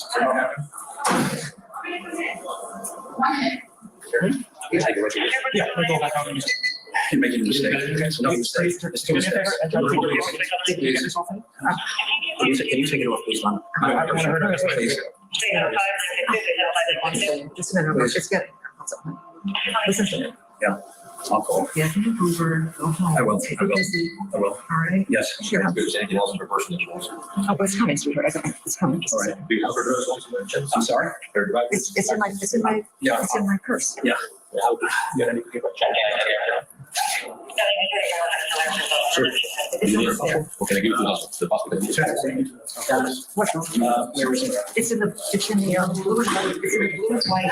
Well, I'm gonna get her a license. Yeah. The license, the address and the license is correct? Yes. She needs more. She needs more. Yes, if I take them here, what will happen is when you go there, it will cost them out. So when you go to there, you will meet the nurse and the doctor, and then they'll work with the doctor at the hospital to get you whatever you need. I don't have. I know what I want. Yes. I have a. Is it multiple or is it just one or two? No, there's a bag of medication in here. Is that what you're asking me? Oh, I know. I was just trying to find out. one or two? Yes. One or two, then maybe we can take the name down. Can I ask you something? Can someone just get my husband outside? That's all. There's a gentleman here with a system and indicator. I have to wait. Sorry. Let me help you. So we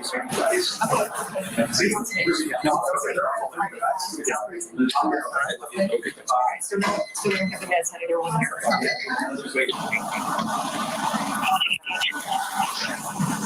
Let's just get some water.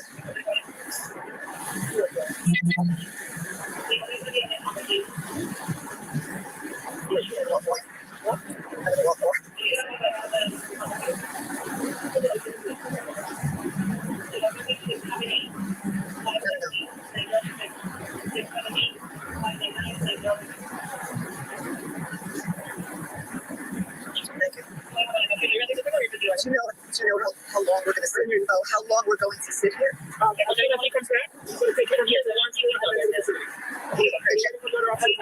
Oh, okay. Yeah, whatever information he took from you, I guess that's what we're missing. So you're going to input it. Okay.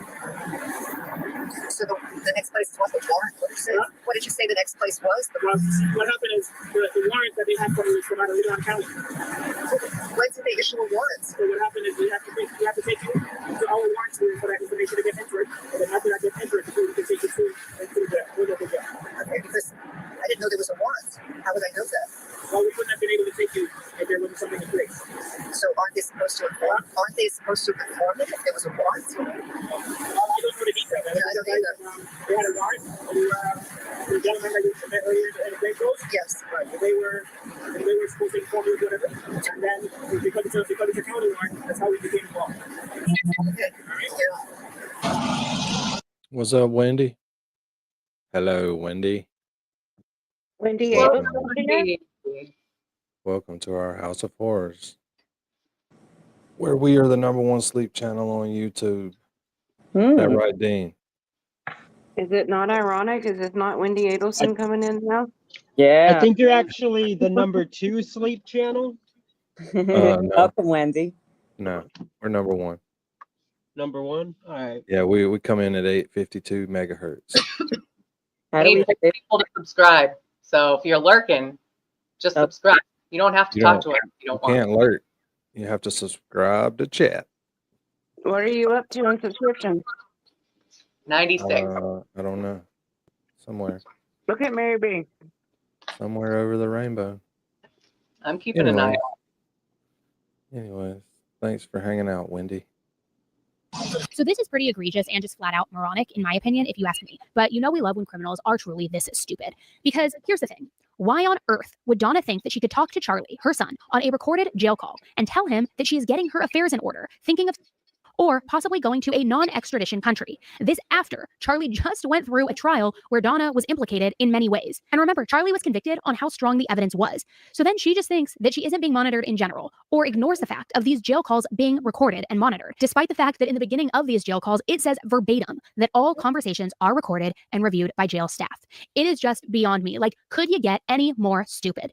Thank you again for being so stupid. We love when criminals cannot think straight and think that they're above the law and that they're being sneaky. She thought, oh, I'm being sneaky. I'm going to Vietnam, this one-way ticket. They don't have the extradition treaty. I know they're probably investigating into me, but they won't be able to bring me back and charge me. But you make these plans on a recorded call with your son who was just convicted and in jail now, knowing these calls are going to be reviewed by staff. Make it make sense. So Donna has been charged with first-degree murder, conspiracy, and solicitation to commit murder. And as a little fun fact, after she was arrested, she was first taken to the same facility that Courtney Clenny is being held in. And Courtney Clenny is the OnlyFans model who allegedly murdered her boyfriend. However, Donna has now been transferred to Leon County Jail in Tallahassee. She's being held without bail too, given her obvious flight risk status. So now there have been a couple of updates in the Adelson case as a whole over the past few months. And to start, Donna's trial date has been set to start on September 17th. Initially, it was supposed to begin on the 30th, but her team asked for it to be moved up because of 2 Jewish holidays that take place in October. So moving on to updates in her good old son, Charlie. Back in December, Charlie was sentenced to life in prison, but things have definitely not gone as planned. Let me break that down for you. See, apparently Charlie Adelson was moved a few times for his own protection while he was in jail. But now the Florida Department shows Charlie is being incarcerated in South Dakota. This is because apparently the Latin Kings, that gang, allegedly green lit a hit on him. So remember, this is the gang that he tried to say was responsible for Dan's murder, that they were trying to blackmail him. Well, now they're pissed, obviously, and so they green lit a hit on him. Or maybe there was truth and they're pissed that he was narking and ratting. Who really knows? But anyways, they moved him to South Dakota. And take a listen to this clip from Court TV because I literally could not believe my ears when I first heard the details about this, or what was said about Wendy moving to Austin as well. Take a listen. You know, he had a really risky defense without Daniel Rashbaum. He essentially said, for those who are not familiar with the case, that he was extorted by the infamous Latin Kings gang, and there's a honor code among the gang, and the consensus is that never happened. So they basically, their defense was to throw this notorious gang under the bus, and there are ramifications for that. And once Charlie was convicted and went to state prison, according to my sources and all the reporting out there, he was green-lighted, which in prison parlance means they put a hit out on him, that he would be killed inside the prison. And this became an untenuous situation. He had been moved 3 different times within the state of Florida, and he was just convicted, by the way, this past November. So it's a lot of movement. And ultimately they said, hey, we've got to get this guy out of here for his own safety. And they sent him far away to South Dakota, and that's where he's sitting in a state prison right now. Joel, we knew you would know. When are we going to see Wendy arrested, or aren't we? Your thoughts on that, please, Joel. So I've asked just about everyone who's closely connected to this, and the overwhelming consensus is everyone thinks she's in on it. In fact, almost everybody thinks she helped manipulate this entire situation, but she was also, is a lawyer, was also incredibly smart in kind of covering her tracks. And it is believed that she would be the hardest to prosecute. Nevertheless, Georgia Kappelman, who's the lead prosecutor in this case, has a distinct animus for Wendy Adelson. She is not a fan of Wendy Adelson.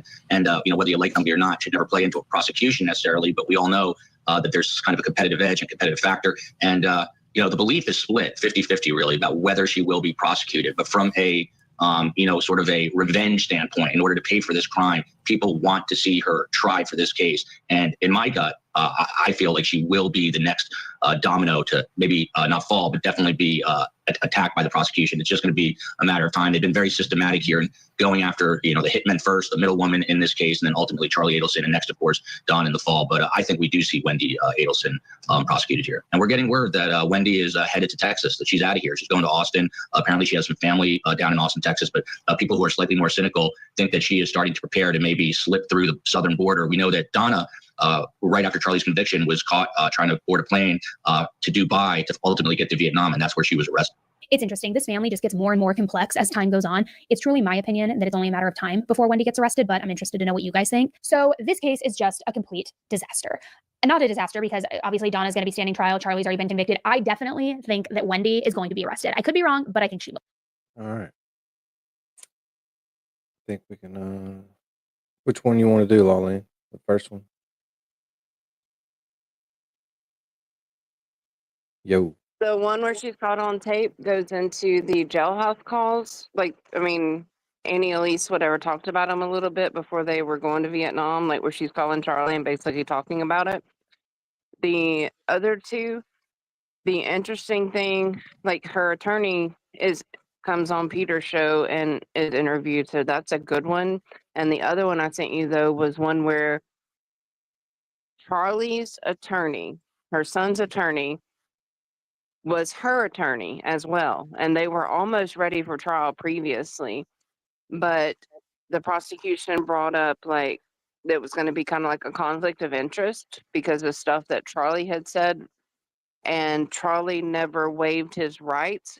So she had like this breakdown, and the attorney, I mean, it was like a big ordeal. Like if y'all haven't seen that court hearing yet, it's really interesting to go back and watch because basically her attorney had to quit right before trial was about to start because he also represented her son, and her son would not waive privilege because he has all these appeals coming up.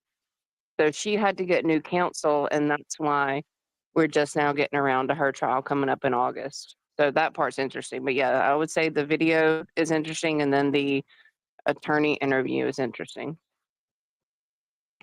Sweet woman's here. Hey. What up, sweet woman? Oh, hey, I didn't see you come in. She snuck in. Good to see you. On panel, hey, sweet one. Who did we lose though? Wouldn't that put us at 6? I think we lost Dean. Yeah, we lost Dean. Maybe We getting shouldn't have settled in the confused him. hotel or whatever. Uh-oh. Dean, come back, please. We're sorry. Welcome back. This morning, we're shining the spotlight on Mama Donna Adelson in her upcoming homicide trial, along with some surprising new developments in the case. So on Friday, there was a hearing that Court TV was not permitted to record. And we understand that Adelson appeared remotely as her attorney has asked the judge to grant that permission to re-depose several witnesses in the case. And this includes Donna's estranged son, Robert. That's right. There's another sibling besides Charlie and Wendy, Robert. Now, we learned that the newly discovered the new discovery that was disclosed by prosecutors involves wiretaps of conversations between a jailhouse informant and Donna's husband, Harvey. Now, we haven't heard much about Harvey since Donna's arrest last year. Can you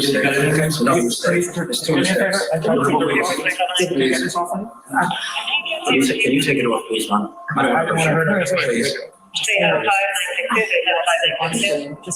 Just get listen to me. Yeah, I'll call. Yeah, Hoover. I will. Donna's defense team also alleges that the state of Florida made some false allegations in an affidavit that was presented to a judge, alleging that there was a plot to harm Robert Adelson, Catherine McBanawa, remember her, and the mother of a jailhouse snitch. So this is all starting to sound like a Lifetime movie, isn't it? But no, this is real life. So is the case shifting in any way to these other family members? Let's talk about it. Still with me, attorney Tommy Pope, and I want to welcome in Court TV digital content producer Lauren Silver, who's been tracking this case for us from the beginning. She reads all the motions and watches all the hearings. Lauren, good morning. All right, can I start with you, please? Tell us about these new developments. What were the big takeaways, you think, with what we weren't able to film on Friday? Oh, what tangled webs we weave, this family. Yes. I've never seen anything quite like it. And behind the scenes, we had talked about whether or not Wendy Adelson would be dragged into this next. Now it's Harvey. We hadn't really talked about Harvey. He hadn't been forefront. And now we're hearing that there are these new wiretaps that the defense is just getting to listen to. They're talking about hundreds of calls. And more than that, the defense is alleging that the state recorded conversations between Harvey and a jailhouse informant. They're alleging that the state is making up conversations because apparently the state is alleging that Donna's new attorneys that were entered after there was a prior conflict of counsel have been helping her to communicate with Harvey using their own cell phones and watches. And it is during one of those conversations, allegedly, that there was a discussion about a potential plot to harm their eldest son, Robert, who is estranged from the family. Oh, my. Lauren, you weren't kidding. This is quite a web here.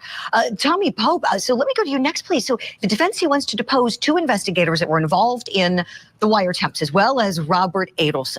Now, specific to Robert, they want to know about how some new accusations could impact his testimony against his mom. Judge Everett agreed that if the defense has some new questions not previously asked or some new information, the witnesses can be deposed on that. Otherwise, he'll take the issue under consideration. We've heard Donna before on jailhouse calls with her son Charlie as she talks about going to Vietnam. I have a clip for you here, Tommy. Let's take a listen together. The other thing I don't understand, my daughter could help me with it. We've been looking it up over and over. If things change, it's extradition from Vietnam. Because we've looked at all the places. I mean, I could go to Korea and China, but there's no extradition. But we're looking for places where there's no extradition. Ooh, okay. So we remember that.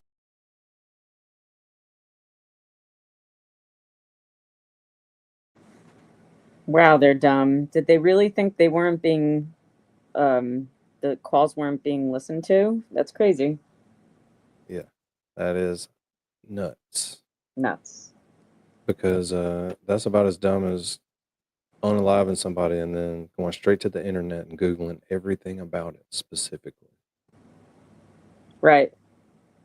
He Like, knew how the to cops aren't going to dismember do a their body. jobs, though. He's like, Proctor's coming. I can Google whatever I want. He'll screw up somehow. Tommy, going back to Robert here, the testimony he could give against his mom, what legal issues do you see potentially coming up there for him, if any? You know, I was trying to think what incentive he would have, you know, and that he's already convicted. And I don't know, you know, different states, different laws, you know, but here in South Carolina, pretty much once you're there, with few exceptions, there's not any early parole for, you know, assistance. But, you know, in the federal system there is, and South Carolina started doing some of that. But, you know, unless he's looking out for, you know, taking care of himself and trying to figure if he can offer up something. But this this thing, I never would have thought after the first trial it would have gone any further, because it just seemed too collateral. But, whether you want to call it the web or the rabbit hole, the more we see, the more this crowd, I mean, Mom talks about the going non-extradition. Apparently she's learned enough about the law to know where she wanted to end up. But again, this thing spreads broader and broader and broader over what I perceived initially to be, kind of a straightforward family murder case. I hate to make it that mundane, but in my career, I guess that's what it is. Right. No, you're right, Tommy. I mean, it took a while for us to see it, right? We remember it was the gangbangers on trial first. We kept hearing about the Adelsons, and now, boy, the tables have turned, haven't they? Lauren, speaking of the tables turning, okay, we know that the attorneys for Mama Donna filed that motion to ask the judge to recuse himself, which was denied. Any more about that? We really didn't hear why. Anything you can glean from Friday? So they didn't mention it in the hearing on Friday, but in the motion. So what's interesting about this motion is I'm getting this information from, it was pulled from the docket. So it's no longer public. I don't know why it was up for the 5 minutes that I grabbed it, but I did. In that document, it does reference that they had asked the judge to recuse himself because of 3 ex parte communications and or meetings with the prosecution. It doesn't say what happened in those meetings. It does also reference a number of affidavits given to the judge that contained lies, arguably about the alleged plot to hurt Rob Adelson, Catherine Magbanua, and the jailhouse informant's mother.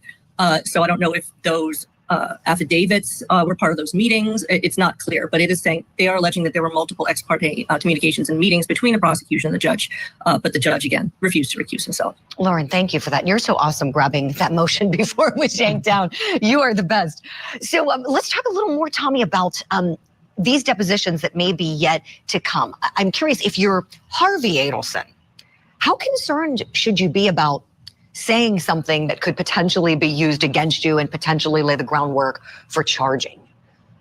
That was always the trickiest part, I thought, of constitutional law in the courtroom of, when someone could plead the fifth, when they could. We see it on TV all the time, and I'm just not going to talk. But if you've got an immunity, there can be opportunities where you have to testify. And so, again, back to our tangled web, it's going to be interesting from a legal standpoint. I was thinking about this whole pushback by the defense, and I don't know these attorneys as far as their strategies or the way they approach cases, but it was a little concerning what I heard you say on the lead-in too. If they're allowing access that maybe is supposed to be limited through their phones or their smartwatches or whatever the case may be, they may be protesting even more on those issues to try to cover the fact that they probably shouldn't have been doing what they were doing. Again, in that state, it may be perfectly fine, but if there's some restrictions there and they're trying to circumvent them, then they could have their own problems. And I never wanted to ask the judge to recuse himself unless I was pretty sure he was going to be gone, because he's going to remember that. So I think they turned up the heat for themselves, and so they probably have no choice but to keep on punching. That's a really great point, Tommy. Yeah, that's a sticky situation to be in if you've made that motion to ask his or her honor to recuse themselves and they don't do it. It's like you got to know that you're right before you take on. Hey, I've heard of that happening before. What? Danny, you're muted. The judge not recusing themselves. I was just laughing at Mary B. All right, now we'll jump over and put some LYK on Super Speed. Gingy Calm needs to down, leave Janine. because I don't want to feel her judgment in the chat. Things are going to heat up now. Have you Calm seen down. and his family in Greece? I have, and I'm like, shave the porn stash. Like, why did you get rid of the beard? Oh my God, I'm just seeing what Connor said. Julie Grant? Like you would guess? Julie Grant is pretty. She's just annoying. I think she was talking about the guest, wasn't he? Oh, yes, probably because of the red lipstick. All right, Gingy took it back. She can stay. Okay, it's all good, Angel. Don't kick her out. No, Gingy can't stay. We were going to have send off for a psychiatric test if she continued. It's going to be a fun one, kind of a holiday-themed one. So hopefully you guys can all join us. And now Love is bringing 20 new friends with her. And Kelly D is going to add 10 more. So it's going to be really fun. Probably a lot of first-timers in the Members Only Live, which is always so fun. But we're going to listen to this hearing today. We're going to hear a little bit from Donna Adelson at the hearing and her reactions and comments that she makes. And then we're also going to hear how she is making this more difficult for herself with her own words, which is so common for criminal defendants. So let's pull up the video now so we can watch it together. Let me see if I can turn the closed captions are turned on. So let's get to it. That's funny. Mr. Scalzo, I've reviewed your emergency motion to enjoin the jail. Is there any further argument or testimony that you wish to take in support of your motion? Your Honor, I'll just add supplement to my motion, which was filed last week, that we are now on day 22 of direct observation. Mrs. Adelson continues unable to participate in her defense. She's not permitted any papers. I cannot mail her anything. I did have a call with her on Friday, but only because Mrs. Kappelman facilitated it for me. And 22 days where she's restricted because of mental health issues to make sure she doesn't hurt herself. And they base that on a number of things. We're going to hear more about that throughout this hearing. But what's interesting about that is we're going to hear a couple other things that make me think they're demanding a speedy trial. And they want to have this case tried in 6 months within her arrest. But they're trying to keep the pressure on. We've seen it in Koberger. We've seen it in Murdoch. We've seen it in a lot of cases where they try to push a speedy trial in order to hold everyone's feet to the fire. But the state's ready. I mean, the state could have tried this case the day after they finished Charlie Adelson's case. But the defense is going to try to make it seem like they can't prepare their case. They can't prepare their client because of things that the state is doing. And this is kind of notch number one. And we're going to see if they can continue to stack up to where it just seems so unfair that there has to be dismissal because the defendant's rights were violated. And we'll see if they ever get there or if they get close. But that's something to keep an eye and an ear on. on that call, it was not a private call. Ms. Adelson was forced to put me on speakerphone with guards listening. There is just no way that Mrs. Adelson can prepare for her defense in this manner. Well, there is one question that I had specifically as to this issue. And I noticed within your pleading that you had quotes from your client and also some observations of what has been taking place with the correctional staff. Are you alleging that you have no ability to access your client or that there is limited contact with your client? No, Your Honor, I'm not saying that there is no ability. The direct observations that are contained. It sounded in the motion and the beginning of this hearing that she was saying she had no contact with Donna Adelson. That's the vibe I got. But it turns out she's saying it's just difficult, not that she has no ability to speak to her client. Within my motion were not observed by myself, but Daniel Rashbaum, Charlie Adelson's attorney, had a visit with Charlie Adelson, and he was able to swap it out for Miss Donna Adelson the week of, I think, November 27th or 28th. So he was able to have that conversation with her in person. I've had a conversation with her, like I said, over the phone. I have been told that I can do a 60-minute increment visit with her in person. Did she just say Daniel, and I haven't watched this entire thing, so I'm watching it here with you. Did she say Daniel Rashbaum had a conversation with Donna Adelson? I'm going to play this back a second. Swap it out for Miss Daniel. The direct observations that are contained within my motion were not observed by myself, but Daniel Rashbaum, Charlie Adelson's attorney, had a visit with Charlie Adelson, and he was able to swap it out for Miss Donna Adelson the week of, I think, November 27th or 28th. Swap out his visit? Is that what she's saying? Swap it out? Swap out what? His visit, instead of visiting with Charlie, he visited with Donna, and the observations came from him? Where's his affidavit? I didn't see an affidavit by Rashbaum. So he was able to have that conversation with her in person. I've had a conversation. Is there a connection with these two lawyers? Because I don't know. I don't think they're on the same website, are they? So which one's her lawyer? Are they both her lawyer? Does she have attorney-client privilege with them both? It's interesting. With her, like I said, over the phone. I have been told that I can do a 60-minute increment visit with her in person. There is no video visitation ability. So I would say that So people are saying in the chat, Rashbaum was her lawyer before, and then he represented Charlie. So that's interesting. So they're all working together. Okay. I mean, not that surprises us, but it's just interesting because some people are wondering, are they going to flip on each other or something like that? Is the other shoe going to drop? Something like that. Ability to meet with her is limited. It's not non-existent. However, my ability to share, for example, discovery, paperwork, the motion I filed with Ms. Adelson is non-existent because she's not permitted to have paper. Correct. Well, we'll take up the other aspect of this in a moment, actually, which deals with the level of confinement and what is going on with it. Ms. Kappelman, does the state have any argument to make concerning this matter? The state would. So before we get to the state's argument, somebody asked a good question. Wouldn't that be a conflict? Not necessarily if there's some kind of joint defense agreement or if they've signed a conflict waiver, but it is a potential conflict if they were ever going to testify against each other, if the lawyer would learn any information that would be bad for his client or that he could use against the other client in an attorney-client relationship, it could be a conflict. So it's possibly, but I think it's more likely there's some kind of a joint defense agreement. They're not going to flip on each other. They probably waived conflicts. If I was their lawyer, I would have them sign a conflict waiver if they wanted me to work on both cases. Kim R has gifted 5 memberships as well. Thank you, Kim. I'm going to see if my camera turns on here. I'm going to turn this camera off while we listen a little bit, and hopefully I pop on the better camera. Defer to Mr. Toomey, who's here to speak on those matters that I think are pressing right now. Very well. Mr. Pimentel, Mr. Toomey.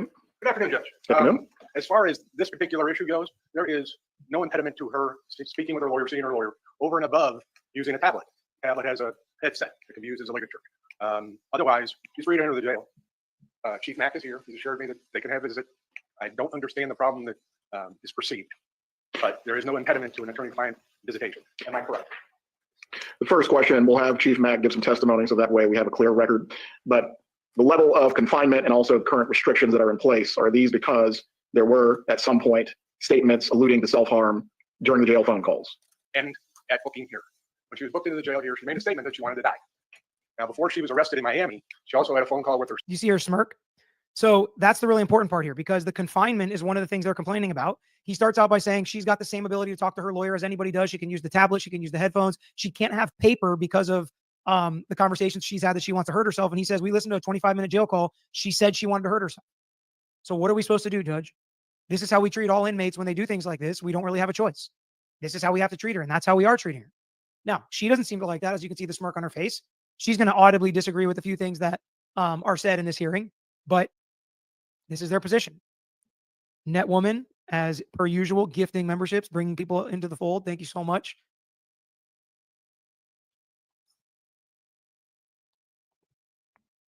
Her son, who's obviously in jail here, 25-minute phone call. I personally listened to it.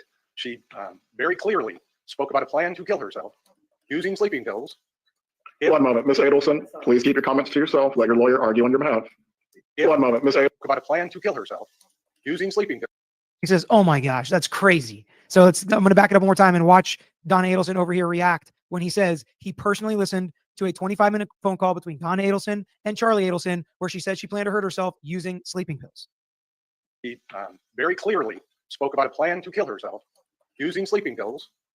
One moment, Ms. Adelson, please keep your comments to yourself. Let your lawyer argue on your behalf. Spoke of a plan to kill herself if she could not escape the country before arrest. That was known to the folks in this jail when she got here. That's why she's on watch. The mental health professionals see her every day. They are not satisfied that she's safe. And it's up to them to decide. I'll give you an opportunity to respond, Mr. Scalzo. Mr. Toomey. So they don't think it's safe. By the way, that light was shining right on my face. I don't know. People, I think, have been messing with my setup here. Maybe it was me and John when we were getting ready to move it over to the new space later this month. But yeah, I mean, from his perspective, this is easy. They have a phone call, says she's going to hurt herself, and the evaluation hasn't changed at this point. Now, the defense is going to have an argument against that. But as it sits right now, it's a pretty easy position for the jail to be in the decision they have to make to protect her from herself. Tina, thank you so much for gifting 5 memberships, and Donna Cole as well. I swear the generosity is like a train, and just like we'll stick with Georgia Koppelman's train car analogy. You guys are just like that, and it just continues to push forward. Kim R. Lawyer, it's Monday Night Football, multitasking with Lawyer, and Packers. Thankfully, I'm a good multitasker. Also, watched your appearance on Surviving Survivor. Loved it. Thank you so much, Kim R. And there might be a very unusual kind of cool appearance I want to talk to you guys about at the end of the video that I think is supposed to premiere tonight. So stick around for the end to talk about that, because I know people want to talk about this first. Patty, this weekend was my 1-year anniversary with Lawyer. Happy anniversary to us, Patty. Happy anniversary to us. Thanks for a great year. I've learned so much. I love your videos and the chat. I also had another subscriber who's been listening for a couple years message me on Facebook to talk to me about her experience as a juror. And she said, watching the show, talking to all of you, listening to the input, the questions, the answers, she was able to get on the jury, come to a verdict. It was actually a lesser included on a criminal charge, which takes a lot of understanding and thought by the jury. So it was awesome that she was able to be a part of that and share her experience with me. So thank you guys so much for that. Azam gifting 5 memberships. Thank you so much, Azam. And I saw your chat before I came on, Azam, just saying hello and popping in. Mac. Wallene, did you know this was y'all's 1-year anniversary? It's not our 1-year anniversary. Not, yeah, yours and LYK. No. I can't ever tell how long he's going to talk. I've been following him a lot longer than a year. Plus, I haven't ever paid for a membership to his, ironically. I just keep getting free memberships through the chat. Well, you just said it was their 1-year anniversary. He said it was mine? No, he said it was the channels. No, it's not the channels. He was talking about that subscriber. Oh, okay. I was like, damn. I was like, dang, he mentioned me? I'm starting to feel like Lindsay Gattani. Like, oh, RN, knows about me? more membership. He'll be calling you soon. Asking why the hell we keep playing his shit on you. Thank you so much, Mac. All right, we're going to get to hear some argument from the defense attorney now. And what is their perspective and position? And a lot of this comes from Donna Adelson, but we've heard some of it's also coming from Daniel Raspbaum. And one more thing before we move on into taking Chief Mack's testimony. Is there a specific procedure that the jail has for dealing with inmates with a threat of self-harm?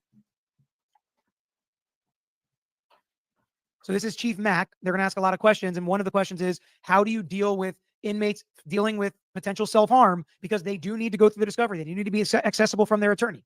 That does not change all of those rules. It may be different. The access may be different, but it can't be non-existent. So what do we need to do? What procedures and processes do we need to put into place to make sure that this is a fair process and this defendant is getting due process, regardless of what we think about them? They're presumed innocent. They have a right to prepare for their trial, and they have a right to push their trial to go within 6 months. And there's going to be more on that later. Netwoman, I can't even keep up with you continuing to give 20 memberships out. This one and another one I'll play as we continue the video. Thank you so much. Thank you. Chief Mack, let me swear you in. Do you swear or affirm the testimony you're about to give will be the truth? Yes, sir. If you can explain to me what the procedure is, Chief Mack, and from there, Mr. Toomey, Mr. Pimentel, I'll allow you to direct Chief Mack on any other matters you believe to be pertinent. Go ahead, sir. Okay. Anytime anyone makes a statement or we get evidence of someone wants to actually harm themselves, they're placed on direct observation. On direct observation, they receive a smock as well as a suicide blanket, and they're placed in an isolated room. So they're placed under immediate observation and constant observation. They're given a smock and a blanket. It's just direct observation. It's what it really is. So we have a staff member outside the door that actually watches them around the clock, make sure they don't cause any harm to themselves. Staff member outside the door around the clock. This is the situation when there's some threats of self-harm. Are the individuals who are under this status reevaluated for going back to general population? That's done daily with yes care personnel. That's done daily. So that's a big task.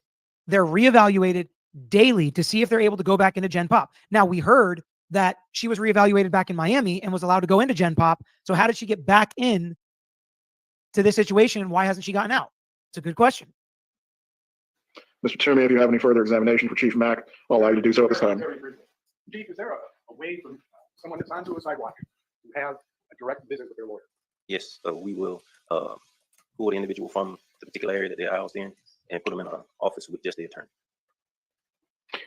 Are there any remote capabilities for someone who is in the suicide or close watch observation wing? Remote capabilities? As far as phone calls, Zoom, tablets, things of that nature. That person will be escorted to an office where we can actually see through the door, a glass window, and the officer will stand on the outside and just watch them from the outside. So he's saying she can have calls with her attorney, and that somebody will observe from outside of a glass room so they can watch, make sure she doesn't hurt herself, but they can't hear what she's saying to her attorney, which is proper. What's really interesting about this, and I always think, like, if the movies want to get it right, if the movies, by the way, thank you, JD, for gifting 5 memberships. If the movies want to be more accurate to real life, you know what they should do? They should have more parts in the movie where the defendant says one thing, like the sky is blue, and the state or law enforcement says the exact opposite, like the sky is red. And then we have to figure out who's telling the truth, right? That happens so often where 2 people say the exact opposite. One person said the coin was on heads. One person said it's on tails. It's like, how can 2 people see a situation so differently? Literally the opposite of how the other one says it. But it happens all the time, and it's happening here. We're going to hear Donna Adelson say, that person never came. I never talked to that person. They wouldn't let me talk on the phone. They're like, we let her talk on the phone. 24-hour observation. She's checked daily to make sure she can't go back into Gen Pop. So which is it? Because both cannot be true. That's not a misunderstanding of the facts. One person is saying one thing very clear. The other person is saying the opposite. Thank you, Cindy, for more gifted memberships. This is related to any concerns you have about self-harm. Yes, that's because of we just keep constant review, keep them in vision, make sure that they don't do anything or pick up anything they can take back to the room and harm themselves later. Which again is very reasonable because inmates do that. They see a pencil, they see a piece of paper, they see a cord, and they take it, put it in their pocket, and take it back to their room. They got to make sure they're not going to do that, so they literally have to be protected from themselves when they make the kind of comments and threats that Donna Adelson made on that call. So do you have an examination for Chief Mack? I do, Your Honor. May I proceed, Your Honor? You may. Thank you. Would you like me to proceed from here? That's fine. Thank you, Your Honor. Chief Mackey, am I pronouncing that correctly? Mack. Chief Mack. Sorry, there's a couple other questions. Floating in the river. Why was Rashbaum able to see Donna, but not her own lawyer? See, that's what I thought it was at first. But I think what really happened is Rashbaum happened to be there or in town, because these lawyers are all from South Florida. They're not in Tallahassee. So when Rashbaum happened to be in town, he met with Charlie Adelson, then he met with Donna Adelson as well, or flipped one of those 2 visits out. So I just think that he happened to be there. I don't think it's that she wasn't allowed to and he was. That's what I think ended up happening. Paula, could they play the call in court? Potentially if the judge wanted to hear it, but the defense isn't arguing that she didn't say that on the call. The defense is arguing she should have been reevaluated. That wasn't a legitimate threat. She should be fine and in Gen Pop now. They understand why at first, maybe for 24 hours, she would have been on that watch, but not now, still 22 days later. Kelly D, how bad of a first impression did the DA make on the judge? Seems like you only get one first impression, all of us watching, and the judge, it looked bad. So the DA is the prosecutor. So I don't think that she made a bad impression. If you mean DA meaning defense attorney, I'm sorry. Usually DA means district attorney. So if you mean defense attorney, I don't think it was that bad of a first impression. I know a lot of people did. I don't think the judge took anything negative from it. Now, what I will say is, even in Tampa, but especially in Tallahassee, sometimes South Florida lawyers are not taken too kindly by some old Tallahassee Southerners. So it's, even though it's further north than South Florida, it's definitely further in the South, if you catch my drift. So sometimes that's an interesting combination. Deborah, love your videos, Peter. Looking forward to the members only coming up. Thank you so much, Deborah. I am looking forward to it too. It's going to be a really fun one. I'm looking forward to this content. It's a good idea by John. It was John's idea. So if you don't like it, it's also John's fault. Have you listened to this 25-minute call that Miss Adelson had before she was arrested? Not in its entirety. I actually heard the portion where she was speaking of wanting to do a pact with her husband. I'm assuming that's who individual. Chief Mack, do you participate in the decision on whether Miss Adelson needs to remain on direct observation? No, ma'am, that's a medical. Okay, is the medical person that makes that decision a psychiatrist or another person? That's Dr. Sapp. So Dr. Sapp, is Dr. Sapp a psychiatrist? Yes. Okay. Do you know if Dr. Sapp has examined Miss Adelson? She advised me that she spoke with her on different occasions of being around the area while another clinician was talking with her. So if you look at Adelson, she's shaking her head no. And this is an interesting back and forth. And, we'll see if we get to the bottom of whether or not this actually happened. But the attorney said, did she examine her? And the officer said she spoke to her while other clinicians were around, which is interesting because, again, maybe not answering the actual question. Kelly D said, I meant Donna Adelson. There's a lot of DAs, I guess. Judges are impartial to defendants, I think, for the most part. She was not overly disrespectful. I told you I've had cases where defendants refused to stand up for judges, and that judge was one of the most fair judges throughout a trial that I've ever had. Even though I felt it was very disrespectful and advised against it, he was going to do what he was going to do for reasons he wanted to do them. But judges know how to deal with this stuff. I don't think they hold it against defendants, and they also realize their life is literally on the line. This is not a repeat. This is not a copy and paste. This is 20 more memberships from Netwoman. Champ. Well, how is Miss Dr. Zapp? Zapp. How is Dr. Zapp? Zapp with a C, I'm sorry? If you can spell it, Chief Mack. SAPP. Zapp. Zapp. So how is Dr. Zapp supposed to determine whether Mrs. Adelson can be removed from direct observation if she doesn't evaluate her? From what I was advised, she has evaluated her and also other members of her staff. Chief Mack, would it surprise you if Dr. Zapp has not evaluated Mrs. Adelson at all? I couldn't say that I wouldn't think that she would tell me something that wasn't true. Do you have a report from Dr. Zapp establishing, I'm sorry. I wouldn't take, because of HIPAA laws, I don't necessarily get involved with. So he's saying, I don't necessarily see medical records because HIPAA laws. Now, law enforcement can see that stuff. That stuff can get subpoenaed, so there are ways around that. But regardless, he's saying, I didn't talk about it because it's HIPAA. I only know what I need to know. I know she made the threats. I know medical professionals are looking into it. And I know they've all said at this point that she's not ready to go out. But it's interesting because, again, they're all saying Sapp has talked to her and evaluated her. And Donna Adelson and her lawyer are like, would it be a problem if she actually hasn't? And she is stuck here in confinement that she shouldn't be stuck in because nobody's allowing her to get out and doing that evaluation? That would be a problem to me. That would be a major problem to me. And the truth in this situation is going to be important. What's actually happening? Is she being evaluated or is she not? It's incredibly important. Medical paperwork at that age. Chief Mack, did you come to court today knowing that you were going to testify about whether or not Mrs. Adelson was on direct observation or not? I knew I was supposed to be here, but the extent, I can't say I was privy to told that I was going to actually testify, but I was prepared. And Chief Mack, knowing that you had to come here today possibly to testify, did you inquire how many times Dr. Zapp had met with Mrs. Adelson? I did not, because they actually see everyone that's on the So we're going to back it up again just to see if we can read. So Donna Adelson's lips, I'll say one more time. She says not once. So how many times did she evaluate her? She says not once is what she says, which is interesting. I don't think Donna Adelson's a dumb person. I don't think she would lie about these facts. This would be kind of easy. I mean, this would be kind of easy to prove if she was lying. Now, what's interesting though is Dr. Sapp somebody she knows? Did she mistake Dr. Sapp from somebody else? And then the lawyer's trying to make it seem like you didn't even prepare for this hearing. It's not a deposition. He's basically just coming to say, hey, this is how it works. But again, it is really important because we don't want her to be confined unnecessarily. We want these rules to be adhered to. We want them to be fair to all criminal defendants that are in prison. You should not be in this confinement if you are still not a threat to hurt yourself. So the only way to figure that out is to have an updated evaluation. So if that wasn't done, then I think that is a problem. Smearley said, my sister and I are on opposite sides of the country, both watching this live. Hi, Amanda. Sisters who lawyer you know together, stay together. I love it. I love it. That's awesome. Kim Barker said, what's the Lawyer You Know merch site? It's lawyeryouknow.com. We try to keep it simple. Lawyeryouknow.com. Love loves to gift memberships. Thank you so much, love. 50 bagger, a 50 bagger. We've had 100 new members just joined today. I'm pumped for you guys to be there this Wednesday. Jennifer Levy asked, when is the next Members Only Live? It's Wednesday, I think at 2 p.m. Eastern. Right around there is what we're going to shoot for. Had met with Mrs. Adelson? I did not, because they actually see everyone that's on the daily, and it's more than just Ms. Adelson. Chief Mack, are you aware that Dr. Zapp has never evaluated or met with Mrs. She Adelson? said that's right. I can only go with what I've been told about this that. Chief This poor guy's like, I wasn't there. They told me they evaluated her. What do you want me to do? I wouldn't be surprised to learn anything because I wasn't there. People just kind of told me what happened before I showed up. This isn't a deposition. This isn't trial. And just wait. The state's going to have some records lately. But I think these are some good points being made by the defense attorney. How do you not know if she's being evaluated? Isn't that a problem if she's being evaluated and I can't talk to her and we can't prep her defense? That's a problem.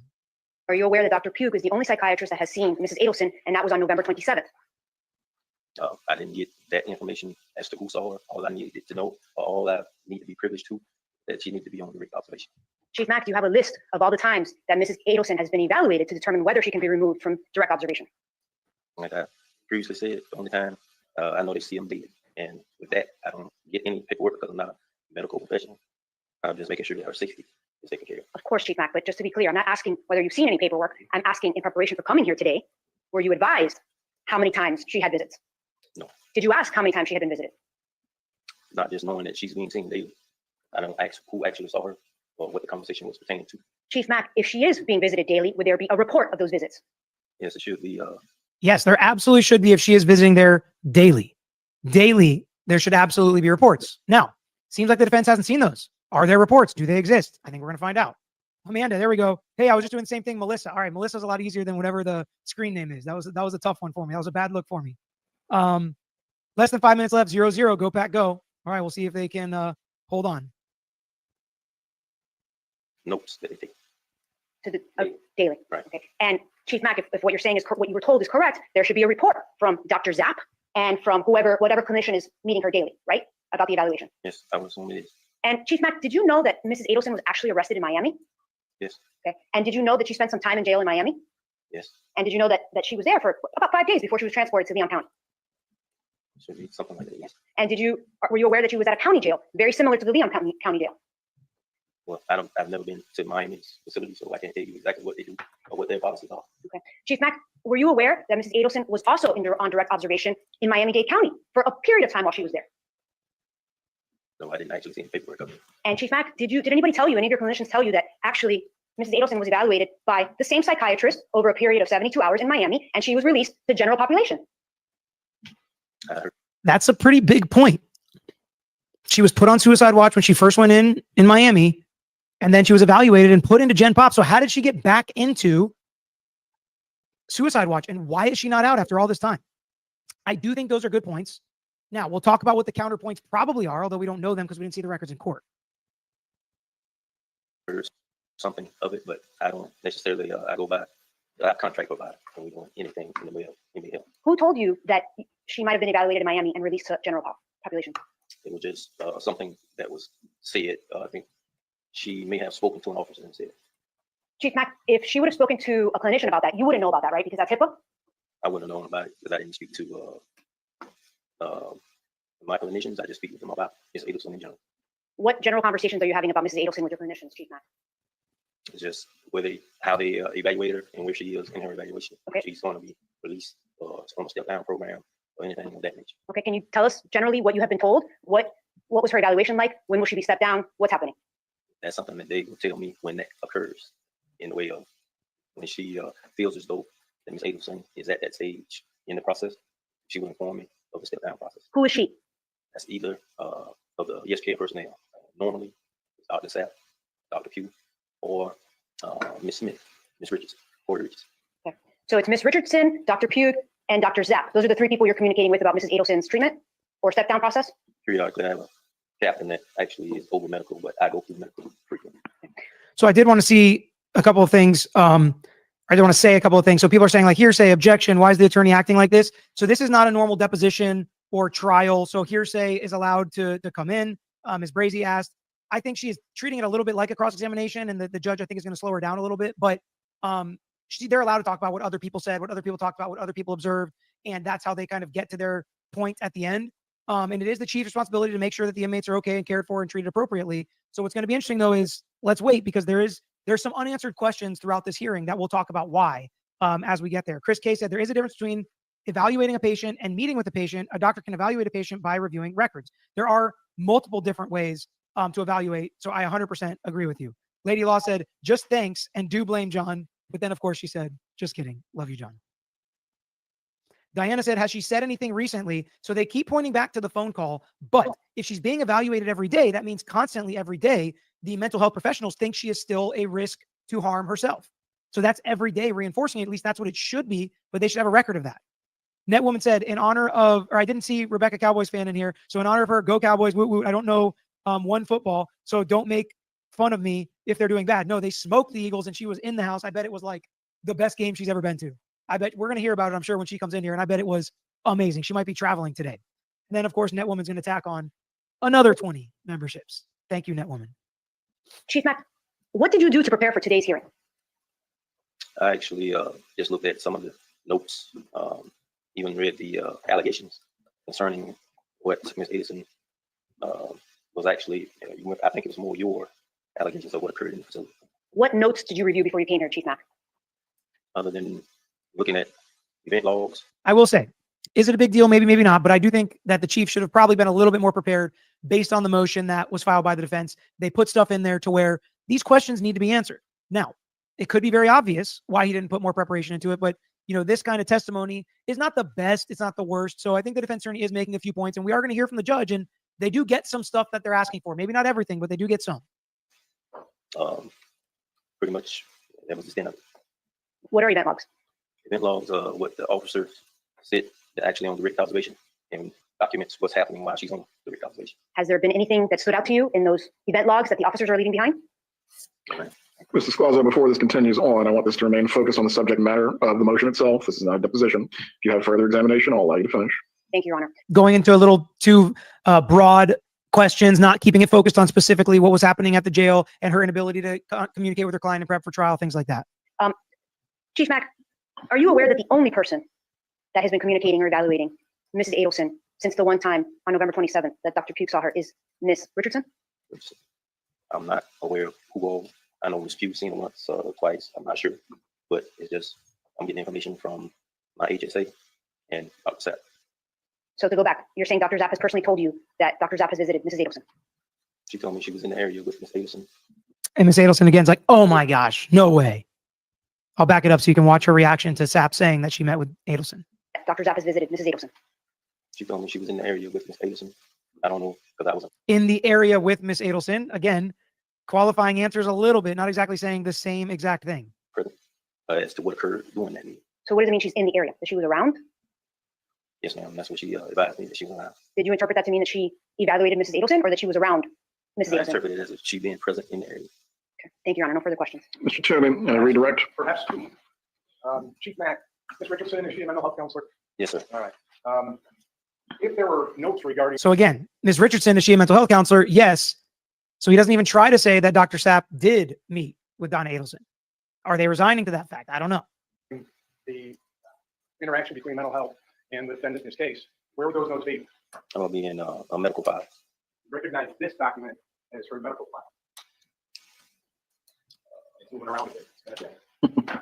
Yes, I would say that was a medical file. You know if anybody's asked you these? No, sir. So what do we have there? A stack of papers that this lawyer says are her medical file. Has the chief look at him and say, does that look like her medical file? He says, yes.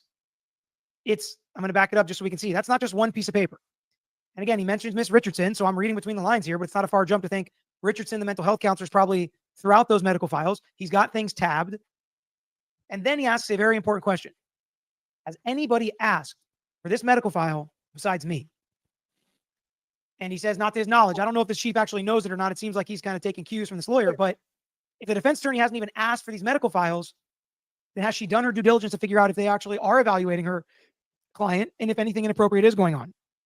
Lady Los Angeles said, what constitutional rights are being violated? Her right to due process, her right to an attorney.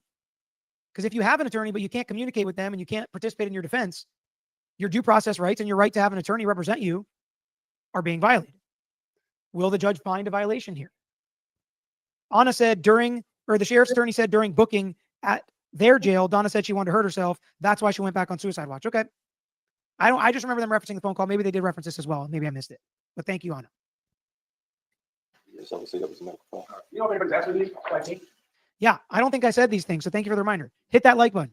Almost 6,000 of you in here. So let's get to 5,000 likes and subscribe if you haven't already. I bet if everybody watching this subscribes, we'll hit 300,000 subscribers, but you all have to, because about 40 to 50% are not subscribed, and we're only 2,000 subscribers away from hitting 300,000, which would be amazing. And we're going to do all sorts of giveaways and have all sorts of fun when we hit that. That's all good.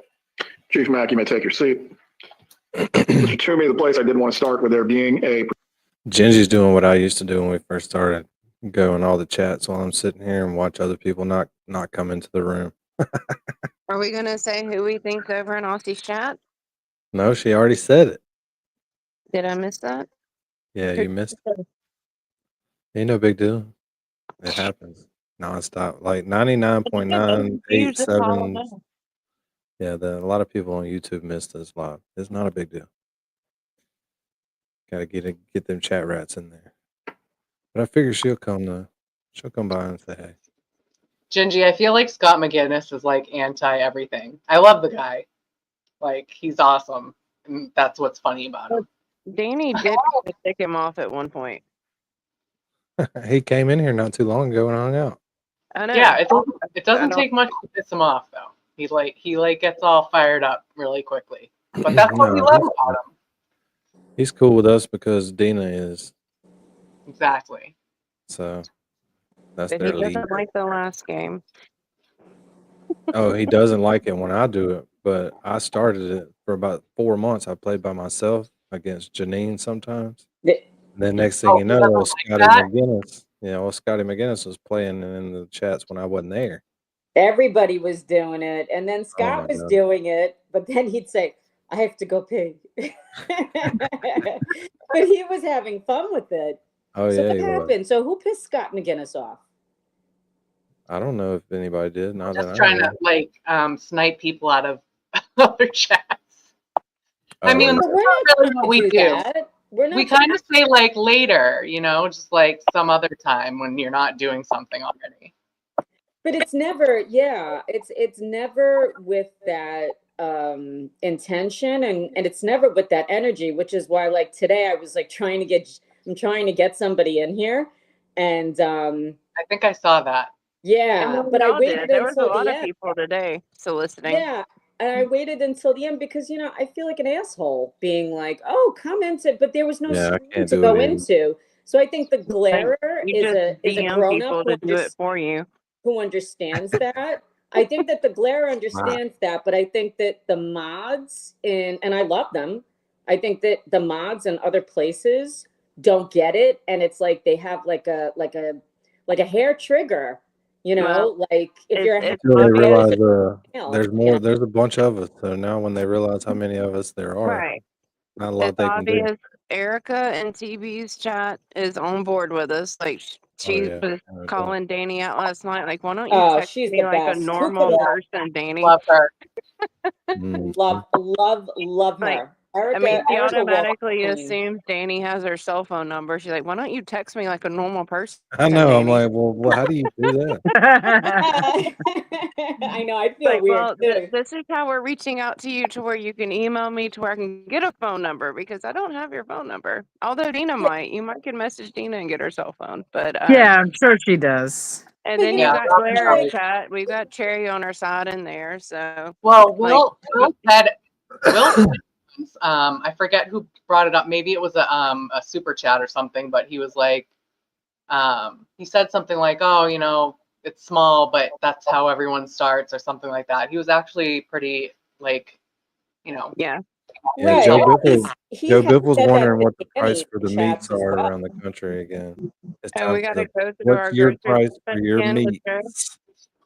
But it's never, I really don't understand the whole like you're sniping people. That's not true. No, nobody has done that. Nobody has gone in and said, "Hey, come over to." It's more like this is Are a you channel sure? that exists. We're not stealing.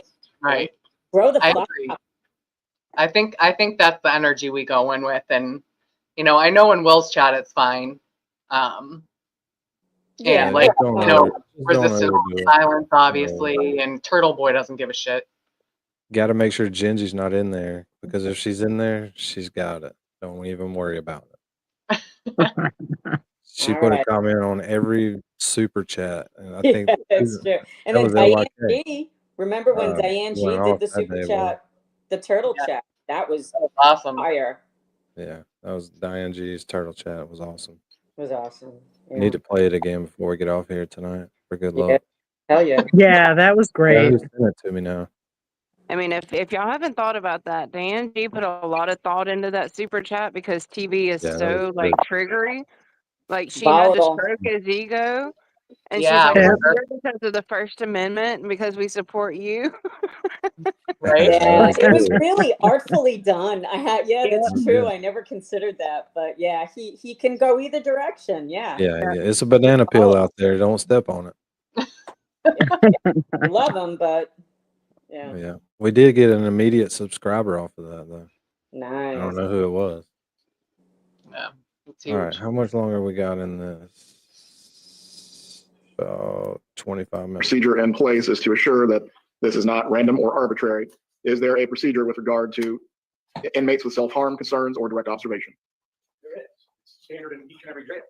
It is that until a mental health counselor or another mental health provider, like a psychiatrist or psychologist, is assured that person does not possess or present a risk of self-harm, then they stay on that status. And they figure out. So he says it's the process of every jail that they stay on that status until a mental health counselor or doctor says that they're good to go. And so people are asking things like Brooklyn Basement said, if there's not a genuine concern, what's the reason for this? And other people saying, can they do it to some people and not others? And this is the scary part, right? That's why you don't want to go to jail, right? You get stuck in this situation if you say something once or whatever it may be. Big problem. And it can stay a big problem the whole time you're there. And if you're high profile and they hate you, it may be tough to get out. So that is potentially a problem. But the only really way to do this appropriately is to document it every day and make sure you're evaluating her every day. It seems like that's the stack of papers he has that he should turn over to defense now. But if they haven't been doing that, that is a problem. Nirvana said, is this a hired attorney for the defense? Yes. This is a private defense attorney. Where that status is by charting daily. The mental health counselor sees her. Have you been And able? he literally has the record. So if he says that the mental health counselor is charting this daily, that they still have this concern, I'm going to trust him. I think I'm going to say he's telling the truth since he's looking at the document right there. And defense counsel probably hasn't seen it because she hasn't asked for it. To provide a copy of either the policy or the patient file to Ms. Adelson's attorney? I haven't been asked. I can tell you before this motion was written, no one has asked for these medical records because I am the final arbiter in the state for this client. I decide whether the records are going out. Very well. Moving on to the second issue that this raises, Mr. Scalzo, there is a very specific separation of powers issue that this poses for the court. The sheriff runs the jail. I run my courtroom. The DCAs have been fairly clear when it comes to the court essentially directing medical care, what goes on in the facility. It's basically a no-no without an actual violation of the Constitution. So he's saying he can't really tell a mental health counselor to say Donna Adelson's okay. And the reason for this, again, is to protect her from herself and to protect the jail, right? Because if they know that she's a problem and then she goes and hurts herself and they don't do anything to protect her, then her family could potentially file a lawsuit or at least try to. So there's all sorts of things happening here. And the judge is like, I can't tell a mental health counselor to say, make sure you say Donna Adelson's fine. Let's get her back in Gen Pop. He can't do that. What is my authority to actually step in the situation and give you what you're asking for? Your Honor, I believe that there has been a violation of the Constitution here. There is, Ms. Adelson and I have not been permitted to talk behind this glass wall that they're speaking of. The first time we spoke was Friday. She was on speakerphone, I was on speakerphone, and she was sitting with a guard seated next to her. And the only way that that call was facilitated was because Ms. Georgia Kappelman was nice enough to call the jail and arrange it. I have called the jail repeatedly. And we have seen this stuff happen before where the jails aren't following the rules or not doing stuff appropriately. And usually the only remedy is, okay, let's start making sure we're following the rules, which can be unfair. It's tough. You never like to see it. They shouldn't act like that, regardless who the defendant is. So it does seem like it's been problematic here for the start for her. Over the past 22 days, begging to be permitted to either speak to Mrs. Adelson or for Mrs. Adelson to speak to me, and no one responds. As to Mr. Toomey's response that nobody has called him, nobody has asked him for records, I tried calling the general counsel's office repeatedly in the past week to try to resolve this issue. I understand what's being said today in court, and like I said in my motion, I understand that there's separation of powers, and I understand that the court is limited in what they can do in directing the jail. But I think that one thing that Your Honor can do is, you have heard that the jail, and Mr. Toomey said, he's the arbiter in the state. All jails run the same. The jail in Miami-Dade County cleared Mrs. Adelson, a psychiatrist, a mental health professional that works for the state, that works for the Department of Corrections, has said that she is not required to be on direct observation. She comes here and all of a sudden that changes. So I feel that there's some sort of disconnect. And I think that there needs to be a third party evaluating her to make the determination. And I think that that's not an unreasonable ask. That's something that the jail can accept. And I think the state is not opposed to that. So that's what I'm asking the court to. The state's definitely not going to be opposed to her being able to talk to her client. It looks like my camera died again. So let's go back to the old FaceTime camera. All right. Sorry about that. And then somebody asked another good question. Why is the same judge as Charlie Adelson's trial? Well, it's probably the same judge because he knows the case. He knows the trial. He understands all the moving parts. It could be the same trial because the state attorney that's in front of him is handling the case and knows the case and understands it. And sometimes it just works quicker and easier like that. So there's a lot of different reasons for this judge to pick up and handle this case because they're closely connected. Same reason Murdoch's Judge Newman had all of Murdoch's cases. Lady Los Angeles, Peter, according to what I see in her, just let her be and turn over the reports. Yes, but if they're not talking to her and they're making it difficult, that's problematic too. Like they got to pick up, talk to her, allow her to get stuff. But again, you can request it without calling somebody on the phone, but it can take forever for you to get certain things that you request. So there are all sorts of things that sound easy, but are a lot more difficult to happen, especially for lawyers in the legal system, can have delays and they can say, oh, sorry, we're going to get to it, or this was hard, or we apologize. And it's like, what really is the remedy for that? That's tough. Nirvana, I asked because I expected a team for her. Seems off. Not for the arraignment. I don't think the arraignment would have a team usually. We just had an arraignment today and only sent one lawyer. Defense lawyers just said she's called their office numerous times, but at the end of the arraignment, she asked for all their business cards and phone numbers. Yeah, I don't think she's lying about calling their office. But I'll just tell you, any of these government-run facilities can be impossible to get a hold of somebody. So I don't think she's lying there. And Netwoman, I literally can't keep up with your generosity. I saw people talking about it in the chat. I didn't even see this one come through, but I knew it was something like this because of what everybody was saying. And my mind is as blown as everybody else's. Thank you so much. I'm so pumped for all the new people that are going to be there this Wednesday and hopefully for lots of members only videos in the future. Will allow me to bring in my own mental health professional to evaluate Mrs. Adelson and make a determination whether or not she is a suicide risk, or for the jail to accept the determination or speak to the jailers in Miami-Dade County that observed her and made a completely different determination about her mental state. Mr. Toomey and Mr. Pimentel, what administrative remedies are actually available? So if she said it again when she got to Leon County, why aren't they saying that every time she keeps making the same argument that somebody in Miami-Dade County cleared her? I think that sounds like a good time to make that argument. To inmates absent the court stepping in. That is a key question when it comes to injunctions. Yes. There are two means. First, there's a grievance procedure in the jail that can and must be followed. Second, there is always civil suit, either in this courthouse or the fancy courthouse up the street. So there are legal avenues in place to preclude the entry of. It's really annoying when they say stuff like, "Oh, file a civil lawsuit or file a lawsuit. You can just do it that way. That's the appropriate remedy." It's like, yeah, that takes forever. Literally takes forever. It's not going to help us now. It's going to delay the trial, so she can't be tried in 6 months. And I think they do have to be careful about violating her Fifth Amendment right. I'm not her Fifth Amendment right, her Sixth Amendment right. Of an injunction. There was something that was just said. I'm not the arbiter for the state. I am for this client in the jails that they have in the state when it comes to sending out the medical records. It's either by release or by subpoena. The authority is there. Mr. Pimentel, do you have anything further to argue on behalf of the sheriff? And there's no doubt she can get these records. It's just not always as easy as he makes it sound, or as quick, I should say, as quick. And my goodness, Netwoman. Every time I click it down, another one seems to pop up. All of you guys show Netwoman some love, especially if you're a new member today. Thanks to her or Love or any of the other people, Azam and everybody that's been gifting memberships today. Thank you guys so much. It's a really exciting time right before this end of the year members only live. I appreciate you guys. Something on the record first. James Pintel, General Counsel for the Sheriff's Office. I've been Sheriff McNeil's General Counsel for almost 7 years now. I've never heard from this attorney. I haven't heard from anyone representing this. I haven't heard from this attorney is a little bit different than this attorney's never called me, right? I haven't heard from this attorney means you guys have never spoken to each other, which I think she's agreeing that you haven't spoke, but she's tried. Defendant, any assertion, sir, that they've attempted to contact the Office of General Counsel? I have a paralegal. I have email. I've never been contacted by this defendant or this defendant's counsel. Very well. I'm going to make my findings as follows. As to the issue of there being a Sixth Amendment violation where there is no access by Ms. Adelson to counsel of record, I cannot find that.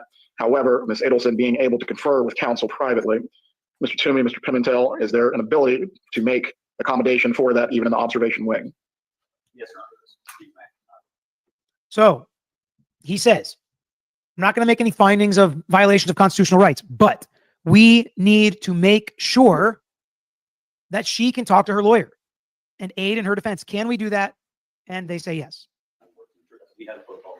Very well. What I would ask you to do then is please speak with defense counsel as to what accommodations can be made so she can visit with counsel privately as she prepares for her case.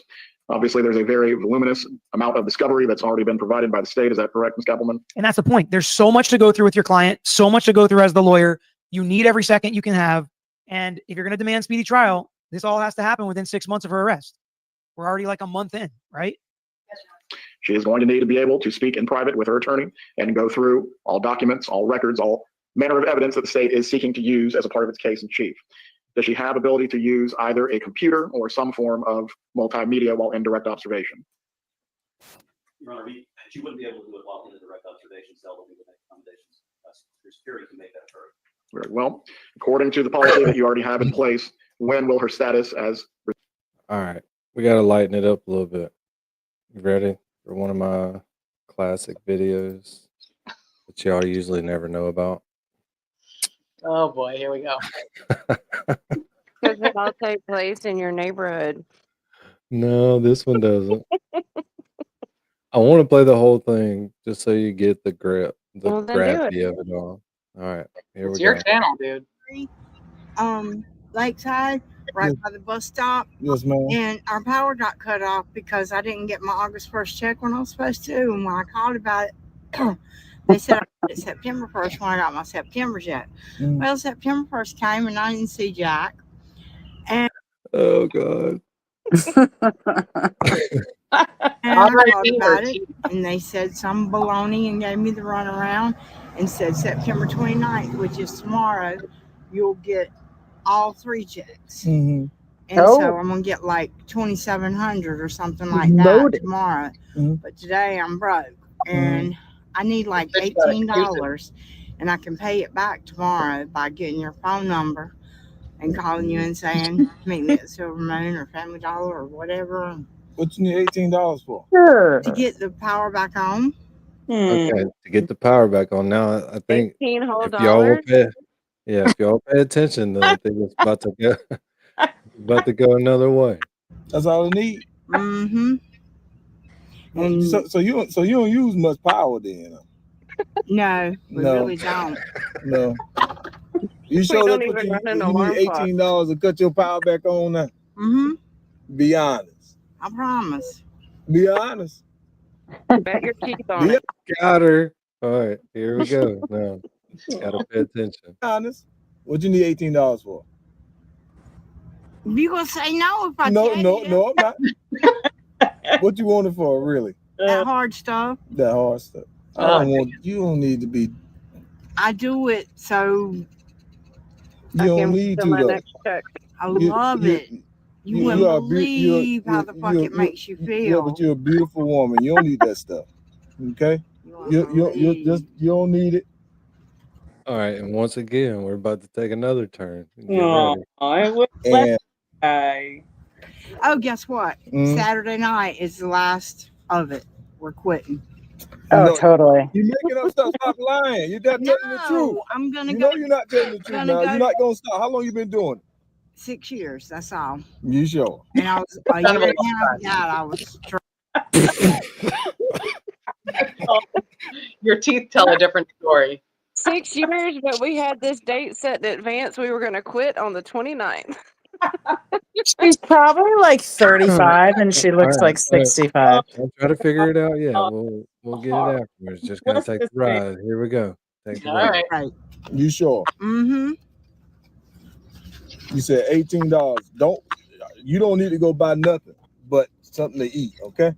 Okay. All Yeah, right. this will get me a sausage and egg biscuit. Well, if I had like 50 more cents, which I can get. Yeah, that's $20. You don't need no 50 more cents. Do you? Don't go buy no crack. Oh my God. What is she doing that for? No good deed should ever go unpunished. I forgot to stop it and tell you we're about to take it another turn. All right, here we go. Here we go. You have a good day, okay? It makes me feel so fucking fantastic and so horny. Oh Lord. Okay, you have a good It makes me want a thing in my mouth. No, don't. Oh, Lord. That is next level. Listening right now. Aw. Ay, ay, ay. He just gave her money and she propositioned sex. Like, he could go to jail. Okay. Oh my Here God. we go. Do that. Take the All ride. right. Dad, boop. I'd You be have a like, good day, put okay? it in No, my no, mouth, no. in my motherfucking mouth. No, look, go get you something to eat. Bye. You have a good day, okay? All right, It's great Lionel. meeting You you. want me to No, ma'am. pay You it don't got back? no, ma'am. You don't got to pay me back. Well, that's sweet as can be, love. Yes, ma'am. You have a good one, okay? Okay. All right. No, look, go get you something to eat. Bye. You have a good day, okay? All right, It's great Lionel. meeting You you. want me to No, put that tongue away. so fucking fantastic and And so horny. oh Lord. Okay, you have a good. Yeah. Okay. That Oh, makes Lord. me want a thing in my mouth. No, don't. Dad, boop. I'd You be have a like, good day, put okay? it in my No, mouth. no. In my motherfucking. I feel like I'm going to hell. Yeah, I was definitely going there. Anyway. Horrible. This is the fucking worst. Oh my God. Jesus save me. Thanks, Okay. brother. So how long has her power been off and she just needed some crack rock? Yeah, it is. $18 will put it back on. Oh, only 6 years. It makes her feel $18 is not going to pay a so late fee in 3 fantastic. months. Exactly. So fantastic. That shit cracks me up. Dad, boop. I'm You sorry, have- James. We didn't know that was your relative. In my motherfucking mouth. Oh my God. Ew. And tomorrow. Right, Mr. Scalzo. And the as next to day. issue. Because that's how we do it daily. That's what daily means, which again seems hard to imagine that day in and day out they keep saying she's a risk to hurt herself, but it seems like that's the answer. Nirvana, do you believe general counsel ignore calls? No, I would not say ignore calls. No. It's just sometimes I don't know why, but getting a hold of government officials, especially when you're trying to fight them on something, can be very, very difficult. It just can. Lady Firefly was also gifted a membership from Netwoman. Thank you. It's awesome. And I saw the shout out before to Netwoman. Well deserved. Issuing an injunction against the jail. I do not believe I have the authority to do so. The District Court of Appeal rulings, and I'm specifically going to cite Bradshaw versus Sandler. This is found at 955 Southern 2nd 1219 4th DCA case from 2007. That specifically dealt with a trial court who ordered a defendant to be taken to a dentist of his choosing. Similar by analogy for me to allow Ms. Adelson to be seen by a psychiatrist or How ironic that he references a case with a dentist that somebody wanted to see. psychologist that is a third party is stepping on the separation of powers in that regard until there's been an So he's saying what one of the things Donna Adelson asked for is if that mental health professional from Miami could come up, evaluate Donna Adelson, say that she's fine so she can get to Gen Pop. And he's saying he can't, let her pick somebody to come say for this jail to say she's fine, let her out. It has to be somebody working this jail. It does seem fishy to me that one state mental health counselor would clear her and then she did fine in Gen Pop for multiple days. And then now for 22 straight days, she shouldn't. I don't love it. I don't love the way this looks or feels, if I'm being honest. exhaustion of remedies with regard to whatever internal procedure is available for her to avail herself of regarding grievances or other matters with the jail. An injunction is not something that I can entertain at this point. Did you wish to be heard further? No, Your Honor, not on this topic. Ms. Kettleman, did you have anything further you wish to argue on behalf of the state? Right, Mr. Toomey, Mr. Pimentel, and Chief Mack, if you can get with defense counsel, I think that will eliminate next time the need to have any hearings on a basis such as this. Obviously, Ms. Adelson wants to prepare for her trial. She is entitled to do so, but the sheriff runs the jail. I fully recognize that, and I respect that. Do you wish to be heard further? Right, let's move on to the matter of the arraignment. Also, while we were here this afternoon. All right. So we are 29 minutes into a 33-minute video, and we finally get to the arraignment. And this is how insignificant arraignments can be at times. Sometimes you can just waive the arraignment, not even show up. So here's the arraignment. Everybody get ready. Hopefully you're on the edge of your seats. There as well. You are excused. Your Honor, before they're excused, I would like them to provide me, yes, their business cards so that I may contact them. Thank you. That's fine. And yes, she did ask for their business cards. It could just be to make sure she's calling the right number and emailing. I go to you on LinkedIn because I can find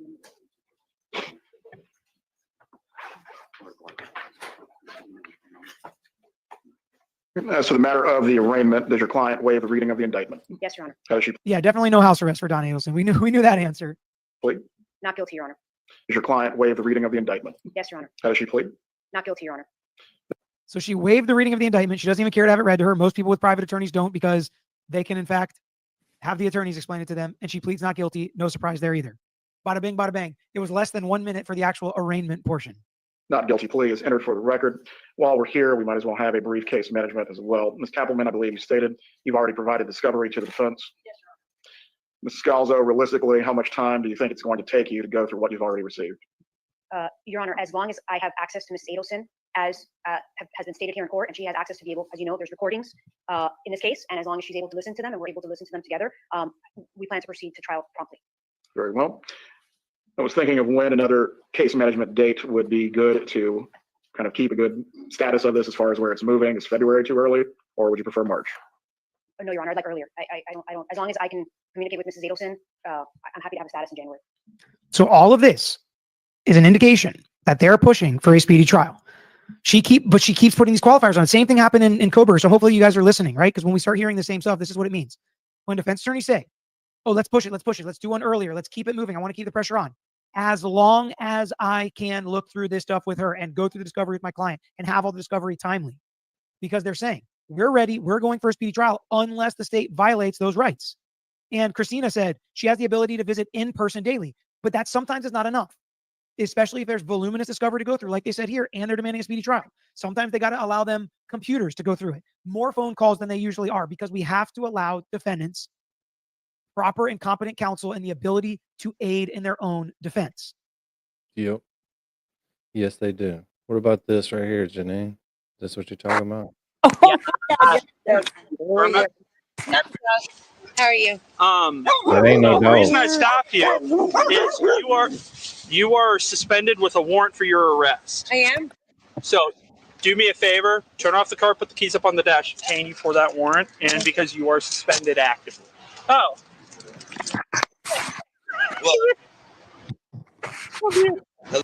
I know. I think we played this on the last one, but if you don't know what's about to happen, you should pay attention. And you should know, really- yeah, we also have to find the OB, like OB reacting to it was hilarious too. I that's gonna be my mission. But that anyway, and the golf fight that it's she rolled keeps on its playing. She's been playing that golf fight the last couple of streams. That shit is so fucking funny. It is funny. That is funny. Hello? The raccoon has her meth pipe. That's what? Oh my God. Her meth pipe. He's playing with the meth pipe right now. No, don't reach for it. That's evidence now. Oh, I don't want him to have Well, that's why I'm going to do it. Hey, buddy. Huh? It's okay. Okay, you're on orange. He'll be here in 2 minutes. I'm right across from my house. A few minutes? Yeah, Okay. this is what she's smoking meth in. Okay. The raccoon's playing with her meth pipe. The raccoon is playing with her mouth. This stuff is hilarious. Oh God. No. Yeah. No, he's sleeping. Hey, Sassy. Sassy, he's finally done colonial sleeping. Nice. God, that's just a big rat. That's not a dog. It's a big rat. Yeah, it is. Oh dear God, that was good. But doesn't Danny in the raccoon video? Doesn't it keep going on? Isn't there? Doesn't the raccoon find another meth pipe? I think, right? And then the cop is like flabbergasted. Tombstones, if you have that, please send it to me. I will Oh my play God. OB's reaction. Oh, OB's reaction is just. It's hilarious. I'm in tears now, but oh my God, I remember it was like a night before I had to go to work, and I was like, oh God, it was so hard turning that off. I was in tears. All right, enough fun and games. All right, enough Yeah. fun. Oh God, Oh, there's no one. He's trying to. Oh, there's no one. He's trying to smoke it. All right. Oh God. Oh my Isn't there God. another one after that? Wasn't there like this one? Yeah, he has another one in his There's hand. another one, Danny. I think there's another. They find another It's one. so morning. Yeah. Makes me feel so fucking fantastic and And so horny. oh Lord, okay, you have a good. Yeah, okay. Yeah. It makes me want a thing in my mouth. No, don't. Oh, jeez. Ay, ay, ay. I'm Oh, gonna find the Canadian golf fight. Madonna. Lawrence, so is Donna going to stay on suicide watch for now? Janie, did you see the video of the spider doing the apology on X? No. Yeah, I'll just send that to you. Oh, I saw that. I mean, it's not very comical, but he was basically like, too many holes, too many drinks, should have shut up. Which one was that on? I don't remember whose ex I saw, but it was the one Mazza posted about the golfer getting in the fight where they threw him in the pond. Well, that guy apologized. I'll see if I can find it. All right. In honor of OB, I'm playing this. This is hilarious. And yes, I stole it from OB. Out of here. Enough. No, you're not a tough guy. Hurry up. Oh, this is great. Yeah. He's pretty tough. Not that. No, he's not. Not that. Tough. He's not tough. No, he's pretty tough. He's not tough. You're not tough. Hey, you're not tough. Let's get going. Get going. Or you can play behind us all, and you can take all the time you want. It's literally golf. You're not tough. This is golf. This is not golf. Yeah, it's not. You can stand there 15 minutes. You can't even. You guys can stand and tee your ball up now. Yeah, no, he's teeing it up, man. That's fine. He's not teeing it up. He's standing there. Do you need police out here? Okay, then let's get going here. Let's go. Pick it up and get going. This is not fun. I'm gonna throw him in this lake. Is what's gonna happen. No, you both. This is. Damn it. We've been sitting there for 23 minutes. Oh my god. Goodness, you want to kill him. If I can find one that's not freaking. No. Oh, it heats up pretty fast, though. This is just It's just. Drive up there or you're gonna get tough. You're not tough. You're not tough. Let's get going. Get going. Or you can play behind us all, and you can take all the time you want. It's literally golf. You're not tough. This is golf. This is not golf. It's not. You can stand there 15 minutes. You can't even. You guys can stand and tee your ball up now. Yeah, no, he's teeing it up, man. That's fine. He's not teeing it up. He's standing there. Do you need police out here? No, we don't need police. Okay, then let's get going here. Let's go. Pick it up and get going. This is not fun. Yeah, I'm gonna throw in this lake. Is what's gonna happen. No, you both. This is. They've been sitting there for 23 minutes. I'll cry about it. Cry about it. I'm going to cry about it. I'm a. Okay, let's pause for a second. Oh, This no, drunk I guy knew it was is something talking weird. smack. I'll send you the one from Mazza. Hang on. Yeah, send me the good one. Try to get this done while we wait on it. We'll redo it. Evaluated daily. Falvo, I do think she's willing to hurt herself, though. She said it enough times already. I don't disagree with you. Netwoman, sorry, I missed it. Why were her calls recorded with attorneys? So they're referencing a recorded call between Charlie and Donna, where Donna said that and said she would flee potentially. Terry, I'm catching up. At our juvie, the big thing now is to swallow batteries. Thank you for being fair, ethical, and honest. Yeah, they will find ways, and you can understand. They're in the lowest of lowest positions. They can be very depressed, scared, all sorts of things going on. You never know what kind of household item could be used into a weapon to hurt yourself. It's really sad, but it does happen. If that works for the court and the state. Ms. Kappelman? Yes, sir. I definitely don't want to push too hard too fast, but once we get locked into a trial date, absent there being good cause, we're really not going backwards. So I want you to give me realistic estimates as far as how much time it's going to take to prepare. As far as any depositions that you're already aware of that you are going to take in this matter, have you identified those? Have you noticed them? No, Your Honor, because I have not been able to discuss that with Mrs. Adelson. Very well. We'll pick back up with this then in January for status. Cheyenne, if you could give me the dates for January. And he said, if we're going to do this, we're going to do it then. I don't want any continuances later. I don't want to push this out. If you're really pushing for this, then let's get it done.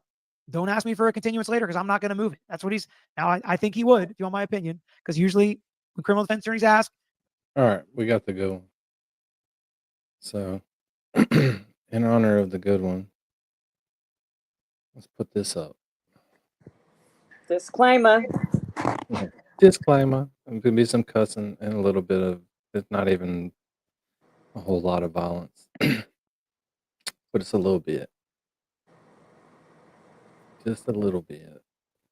Just enough. Just a splash. Oh, yeah, just a splash. Fuck out of here. Enough. You're not a tough guy. Hurry up. I'll fucking promise you that. Hurry up. Not that fucking No, he's tough. not. Not that fucking He's not. tough. He's not tough. No, he's pretty tough. Not Not tough. fucking tough. You're not tough. Hey, You're not tough. Let's get going. Get going. Or you can play behind us all and you can take all the fucking time you want. This is fucking You're not embarrassing. tough. Watch him try to tee his No, ball up. Stand there 15 fucking minutes. You That's can't all even. golf. You guys can't even stand up. and tee your ball up, man. He's not teeing it up. He's standing Do there. we like need to a get fucking moron. the police out here? No, we don't need police. Watch Okay, it. then Watch let's how get he going here. tries. No, pick your shit up and get going. This is not fun. We're going. I'm gonna throw him in this fucking lake. No, fuck you both. This is fucking bullshit. It should not take that long to put a ball on the tee. 23 minutes. Try about it. Try about it. I'm going You're to trash. fucking try about it. You fucking pussy. I'm a pussy. Like, fucking try about it. Cry about it. I don't give a fuck. Like badly. Good. Let's fucking go, man. Buddy. Oh, The Ray-Bans came off. No, I'm not filming this. The I'm gloves not off. stopping. No, you guys need to get off the golf course. Here we go, Go baby. now. Like, back up. Go now. Liquid courage. I'm not staring at you. I don't. Hey, man. Come on, man. Hey, off to a good start, buddy. I fucking told you. Watch the crawl out of the lake. It's hilarious. And then the sound effects with the punches. That's the best. Oh, God. You want to know? He You just want one fucking too? came at me. I got it all on record. I got it A all on record. I got it all on record. Bam. Bam. Bang, bang. Oh, God. Leave him alone. Hey, leave him alone, man. I wouldn't go back and fucking moron. Bang. Bang. Come on, man. Bang. I'm not trying to get in there. Watch At when this he point, slides. just stay down. Watch when he Stay slides down. across the ground on the way back to the pond. Like he slides This for like is 6 OB's seconds. favorite part, the potato sack throw. Enough. You're still cheering on me. Enough. Here comes the Get out. here it comes. Watch him slide. Enough.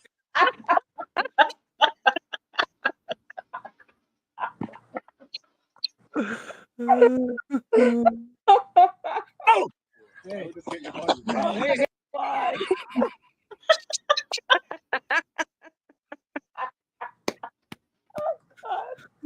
Oh God, alcohol. Why'd you do it to me? Jesus Christ. I have never seen a fight where someone does. You know what onomatopoeias are? Like in comic books where it says wham, blast, bam. Like when someone's sitting there like enunciating what their fist is gonna sound like, he's like bang, bang, Freeze frame bang. game is awesome. It does make it a little more intimidating, I have to admit. That's a big old dude whooping up on him. You go back, you fucking moron. Bang. Bang. Come on, man. Bang. I'm not trying to get in there. Like, fuck. Stay down. Oh. Enough. Stay Are you still cheering on down. me? Enough. Get out.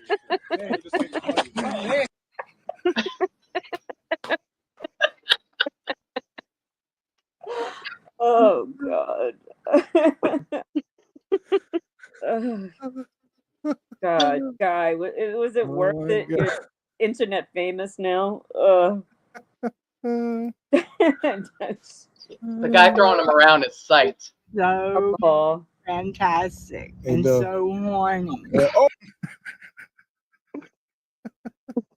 You just combined two. Enough. Get out. Hey. Like a wreck.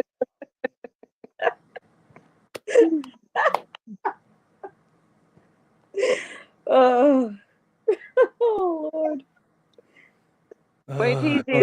apology video. I thought he was gonna be like pause. all black and blue in his apology video. Oh yeah, so let's watch that. God, that's so hilarious. Watch how long he slides after he hits the ground, though. Sitting there for 23 Get minutes. out! Hey, Enough!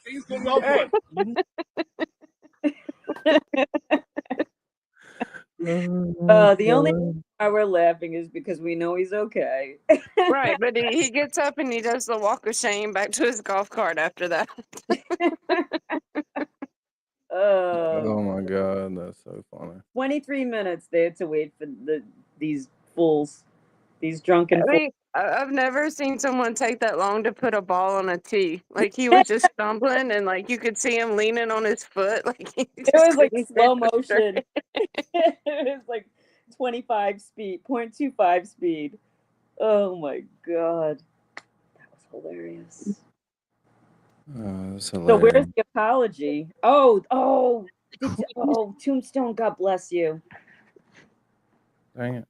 You are the best. I'll send him the apology. We can watch it after. Reflection I've ever seen. Hold on. Look at this. Look at the reflection. What the fuck? Is that Jen McCabe?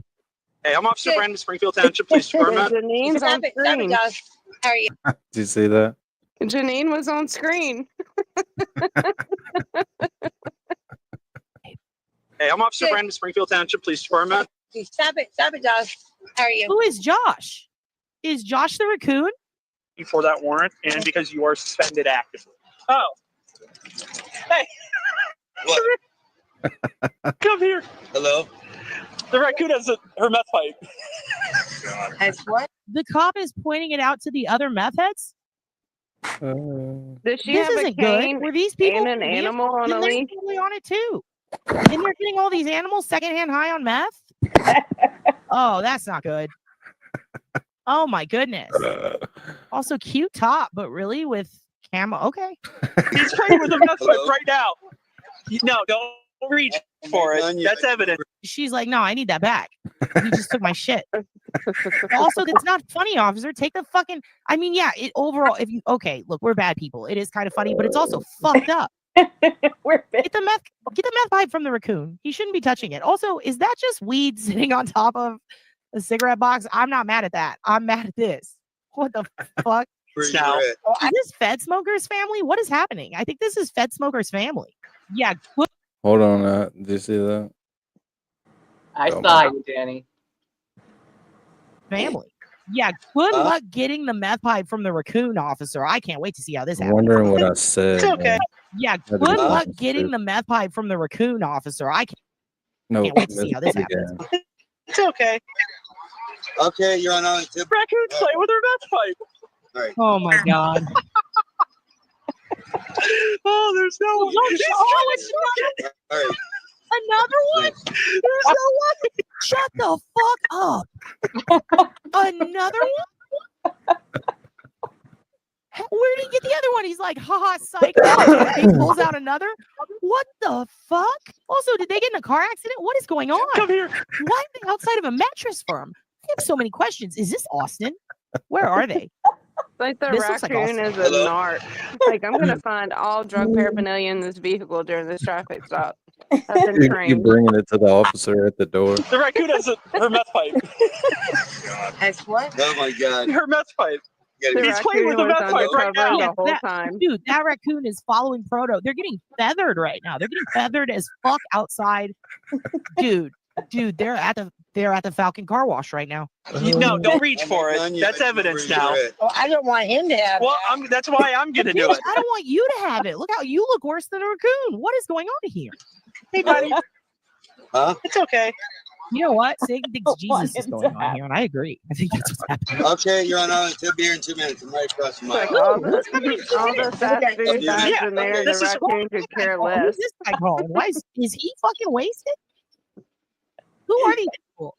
A mechanic in a jumpsuit calling for backup, a cop laughing at the raccoon with the meth pipes, Jen McCabe over here getting involved. What is going on?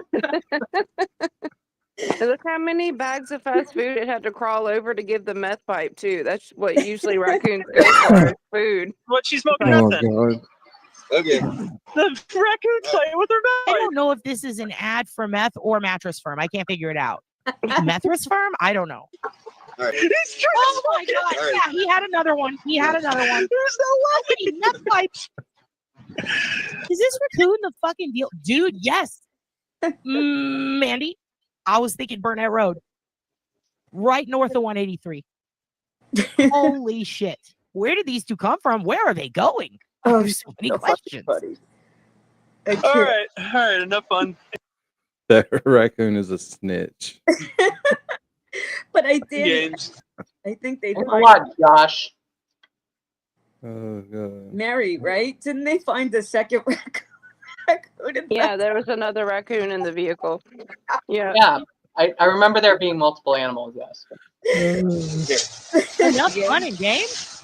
The raccoon is going off to work in his meth lab, which happens to be right here. Like, what is he going to come back with?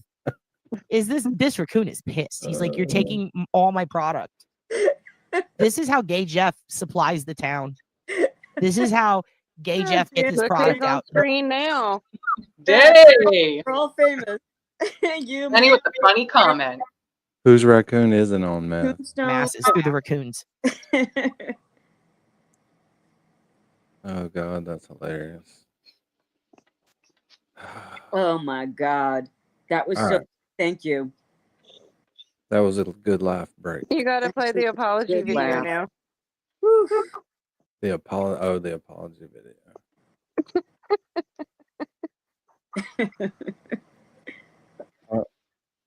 Blame it on the alcohol. Oh my. He did in the 36 holes of golf.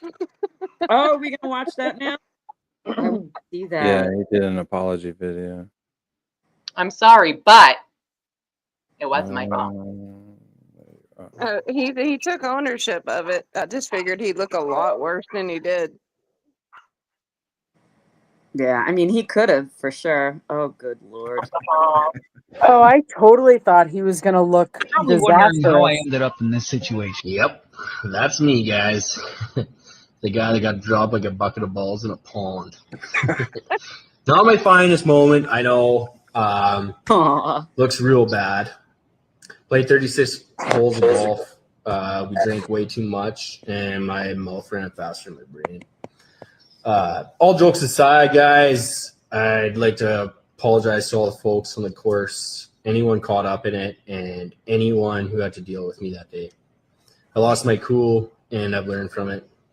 Just one of those days where you should have kept go.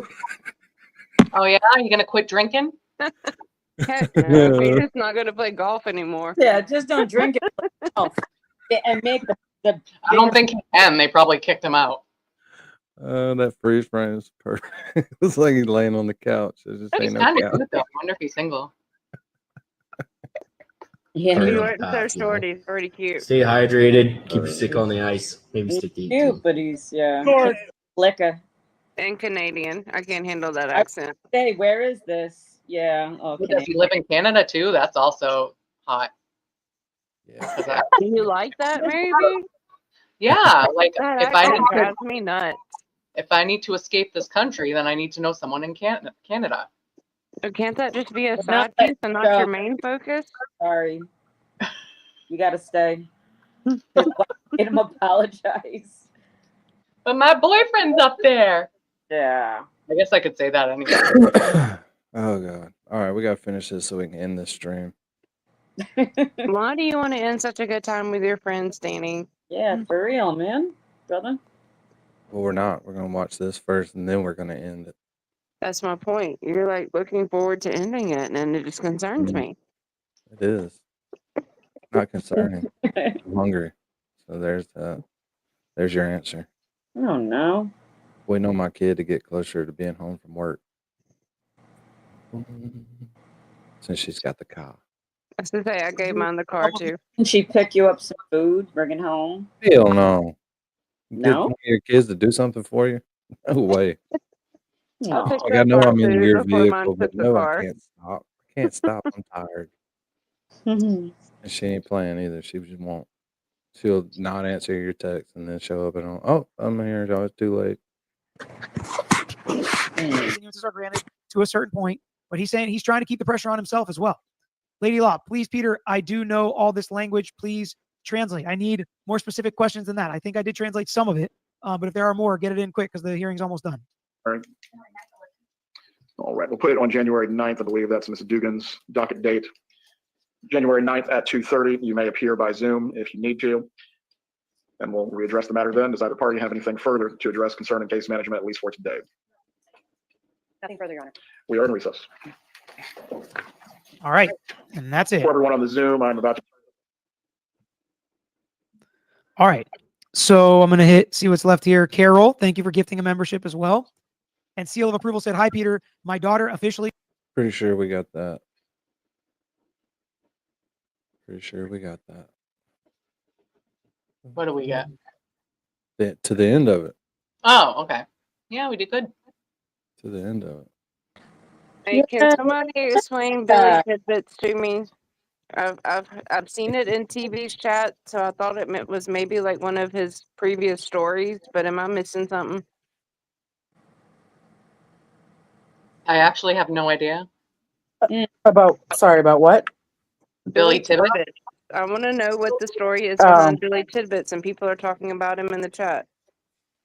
He was a hockey player, and I think the pre-trial one hearings hot mic.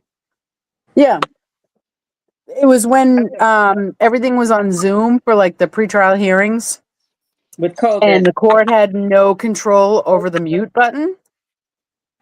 And so people were like all talking. Somebody was like, "Fuck you, Beverly." And then another one was "Free my boy Billy Tibbets." Who said that on the hot mic? Was it like somebody on Zoom or one of the attorneys? No, it was somebody on Zoom. Okay. Okay. Also, I forgot one thing we were going to watch, so we got to watch that. Lolly sent another thing. It's short. It's only 15 minutes. We'll speed it up. See how fast he can talk. Yeah, you sent this. This is the where the conflict between the attorneys. Oh yeah. Yeah. The attorney interview was interesting, but that was longer. Okay. Yeah, 15 minutes is good. After already representing Charlie Adelson, how is that possible? Isn't that a conflict or a potential conflict? How do you deal with that in Florida? Well, that's exactly what this hearing is about. We also have some questions answered about whether or not this case is going to be something that's going to have a lot of long delays. Is it going to be something the defense pushes for a speedy trial? We get some indications here about how the defense and prosecutors are working together after they've already had a battle together where the prosecution has won and the defense has lost. Is the defense a poor sport? Is he going to complain about the jury? Is he going to complain about the judge? Is he going to complain about the prosecutor like we see in some of these other cases? We get a little bit of that interaction and discussions about how they've been treating each other in this set of discovery and circumstances dealing with Donna Adelson. So we're back in court. We're going to hear from the judge. We're going to hear from Donna Adelson. We're going to hear from her defense attorney, who also represented Charlie, and as well as the state. So let me know your questions in the comment section as this hearing goes. A lot of you have sent in a ton of questions around this subject already that I know will be answered in this video, either by the court or myself as we go through and discuss it together.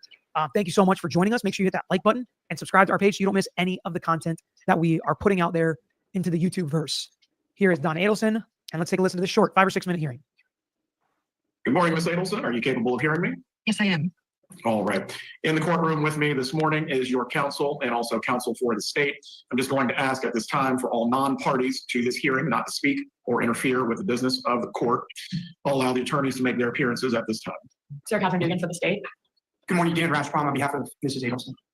I'll allow both parties to provide any update that they wish, but I did have some matters that I wanted to raise also during this hearing today.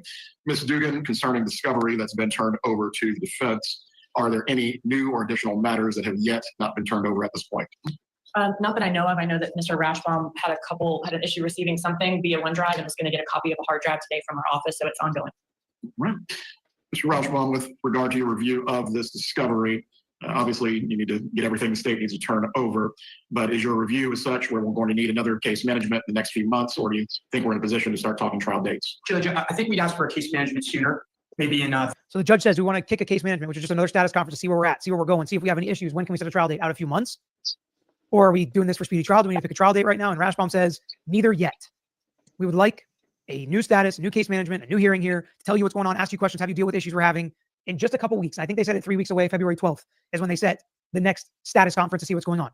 You can also hear the state is giving defense discovery. Defense is having issues opening certain things on the OneDrive. So what are they doing instead? They're going to provide him an actual hard drive for him to go download to his computer. So they're working together. They're producing discovery. Everything is going as it should in a criminal litigation here.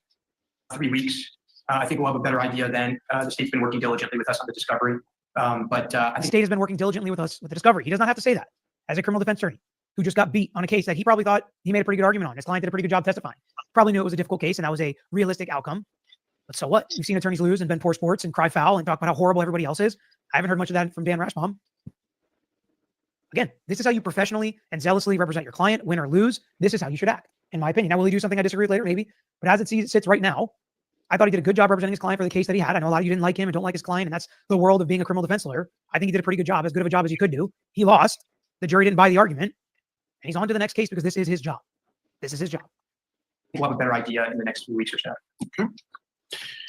Ms. Adelson, there is a matter that I am going to have to address with you as well concerning conflicts that would be related to your counsel in this representation. We're going to need to swear you in and take some brief testimony from you, and from there I'll continue.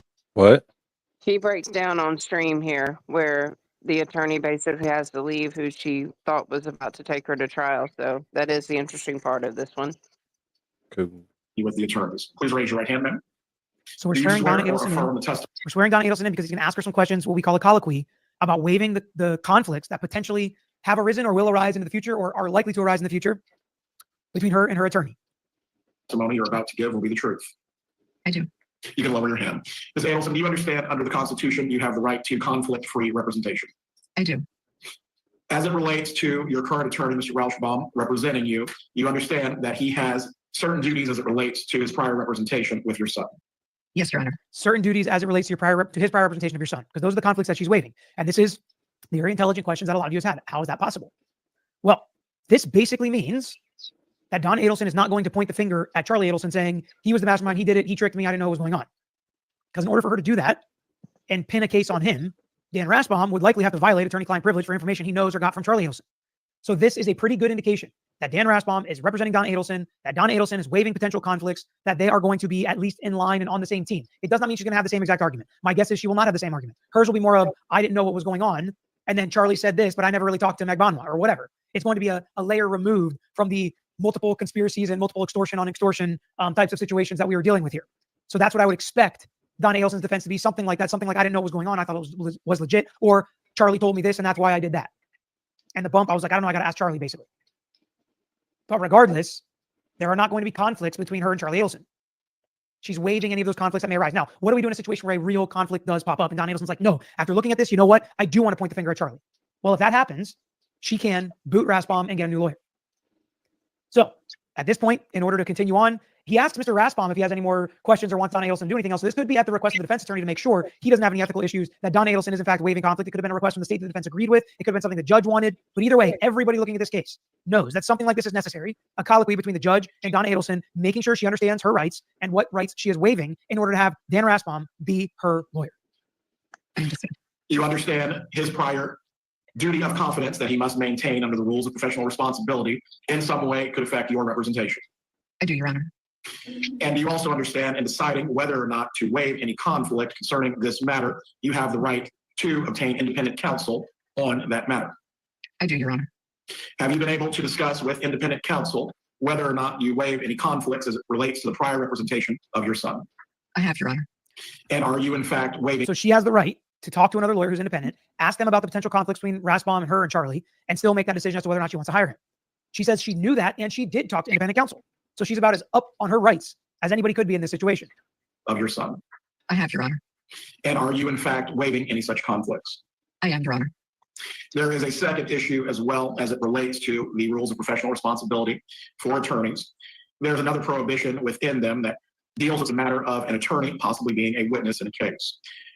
I do not know if the state would seek to call your attorney as a witness for any matter. However, you understand an attorney. This is interesting that they added this to it. I don't know why Raspbaum would be a witness. Maybe for the jail calls, because we heard some discussions about maybe Raspbaum told Charlie this from Donna or whatever. Is it privilege? Is it not? Who did he represent when? But if he is called as a witness, that could also be a potential conflict. Now, you're not conflicted off if you're a witness that's good for your client. Usually you're only conflicted off if you're a witness that's bad for your client. And it's not privilege and they could force you to testify about it. So he's going to say this is a potential issue as well. And if this happens, then again, you could lose your lawyer. There are situations where you move forward knowing conflicts could pop up. And then if an unwaivable conflict exists, your lawyer's out. He's gone. He cannot represent you. And now you got to get a new lawyer. Do you want to take that chance? Attorney cannot be both advocate and witness in the same case. I understand that, Your Honor. Do you understand as well, if the state attempted to call your attorney for any reason, that could materially affect your defense? And again, the state could call him for any reason. Most of the time, you can make certain arguments and get around that with privilege, or if it's actually good for your client and things like that. It's not how it's supposed to be, but I've seen it happen in cases. But if it's a negative witness, you're absolutely conflicted off. If you as the lawyer are a negative witness against your client. I understand. Do you also understand you have the right to obtain independent counsel to assist you in making the decision as to whether or not you wish to waive this conflict, or even potential of conflict, I should say? Yes, I'm aware of that, Your Honor. And do you waive this potential conflict as well? I do. Mr. Rauschbaum, do you wish there to be any further inquiry as it would pertain to Lazarley versus State? No, Your Honor.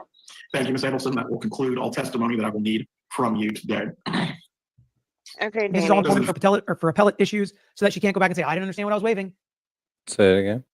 I feel like since you put me on the spot in midstream to send you videos, this is not the one that I thought it was going to be, because it sounds like she had a Zoom conference on her rights. But then when they went to court the next time is when Charlie said he didn't waive his rights. And that's when the attorney had to leave and there was the breakdown in court. So I'll try to find you that one and send it to you, because this doesn't seem to be it. Was her request for a new attorney? Is that what you're talking about? Yeah, she had to get a new attorney after that. But I mean, they were like on the verge of trial with Washburn, who was Charlie's attorney. But apparently they didn't get Charlie's waiver of rights in writing. It was verbal only. So when she did this hearing and they went to court right before the trial was about to start, Charlie's like, no, I'm not waiving my rights. So Rashburn had to get off the case and she had to start over with new counsel. I think this is what you're talking about right here. Okay, maybe Accused it does himself, go into which the was other one. denied. And then the defense filed an amended motion, and it was once again denied. It's sealed, so we can't look at it, unfortunately, but we do know that Judge Everett is a no-nonsense judge. Anyone who is acting inappropriately will be removed from the trial. If this even goes to the issue of contempt and trying to influence the jury in an improper way, believe me, I have no problem having them break out the handcuffs. You can ask around. That's why he's the judge. Now, Yeah, we'll get it live next time. We got plenty of time to catch up on that. Yeah, I'll find the video to send to you where she breaks down in court after her attorney has to be removed from the case. So now is that Charlie and Donna are basically turned against each other? Well, Charlie didn't Blaming use it on his each mother. Charlie didn't use his mother in his case, but she's going to use Charlie supposedly in her defense. But since Charlie's attorney is the one who was previously representing her as well, there was a conflict of interest that Charlie didn't waive, but she waived. But since Charlie has appeals coming, he didn't waive it on paper, just verbally. So that attorney had to leave the case and she had to get a new attorney. So I'm sure she's still going to point the finger at Charlie, but it was a major setback for her because she had a lot of confidence in this attorney who's been handling this for like 10 years. And all of a sudden she has to have a new attorney come on right before trial. Yeah, I mean, I don't know. Okay, I'm going to say this, and this would never happen in my family because we don't roll this way, but I would go to jail for my kids any fucking day. Like, what the fuck is wrong with this woman? Well, I mean, he's in jail first though, and he's Yeah. not getting out. So Right, I know. what is it going to hurt her? Right. Yeah. Yeah. I mean, the whole thing is crazy. I don't know. Oh, it's absolutely insane. And I feel like her husband, Harvey, knew full well what was happening. I'm not I agree. convinced yet, though, that Wendy knew everything. Like, I know she knew they hated him and could be capable of doing this, but I feel like they shielded her from what was going on so she couldn't get them in trouble. I really feel like she was shocked when it happened. Like, she had no idea they had gone to that extent, but she was not surprised per se, you know? Right. So It's going to be very interesting to see if they pursue Harvey and Wendy after this. But we got a good rundown on this case before it starts. So Yeah. Yeah, I And get then, it now. does now we anybody can have keep up. questions on it? Like, it's pretty crazy. Yeah, we got a lot of stuff to catch up on. Yeah. But that's good though. We need content. Plus tomorrow, don't forget, we're going to be the jury and watch this college strangler trial. So it's like opening statements are the first day tomorrow in that. Yeah, Where is that at again? I think it's in Iowa. Why is everything in Iowa this past 2 weeks? Everything freaking Iowa. I Right? don't know. Let me look it up real quick. College student strangler trial, which I've got some of it saved. Oh, Danny, can we also play at some point Wendy Adelson's? Did you play that already? The interrogation. There were clips of her initial interrogation in Annie Elisa's stream, but it wasn't obviously her full interview. It was like 5 hours, I think. Oh, I see. Yeah. I mean, Carl Steinbeck, I posted in the Discord. Carl Steinbeck played it the other night. I don't remember whenever I posted it, but Yeah, I've seen he's posting a lot of Adelson stuff lately, so it could be good for us to like pick up with Carl's videos and cover those. yeah, I did not like just watching her. It's obviously a gut reaction, but I did not find her to be genuine. You Yeah, do or do it's in not? Iowa. It's also in Iowa. Okay. Wow. Okay. Janine, did you say you do or do not find her to be genuine? I did not find her to be genuine. I found her initial reaction to the news to be genuine. Like I'm sitting there watching her breathing and watching like her reaction. Oh, I didn't see that. Maybe I didn't see part of it. I felt like she had no idea it went down that day, or that she really thought anyone was doing anything. But when she thought about it, she was very quick to say, "My family has more beef with him than me. Like they would be the ones to do this." I Nice. feel like they kept the scheme from her. Yeah, I think that as soon as she like thought of that option, Yeah, she was like, "Yeah, that's probably what happened." Yeah, I feel like they did not want her to like have to testify to knowing anything, so they kept it from her. But that she had a good inclination that they would be capable of it. Right.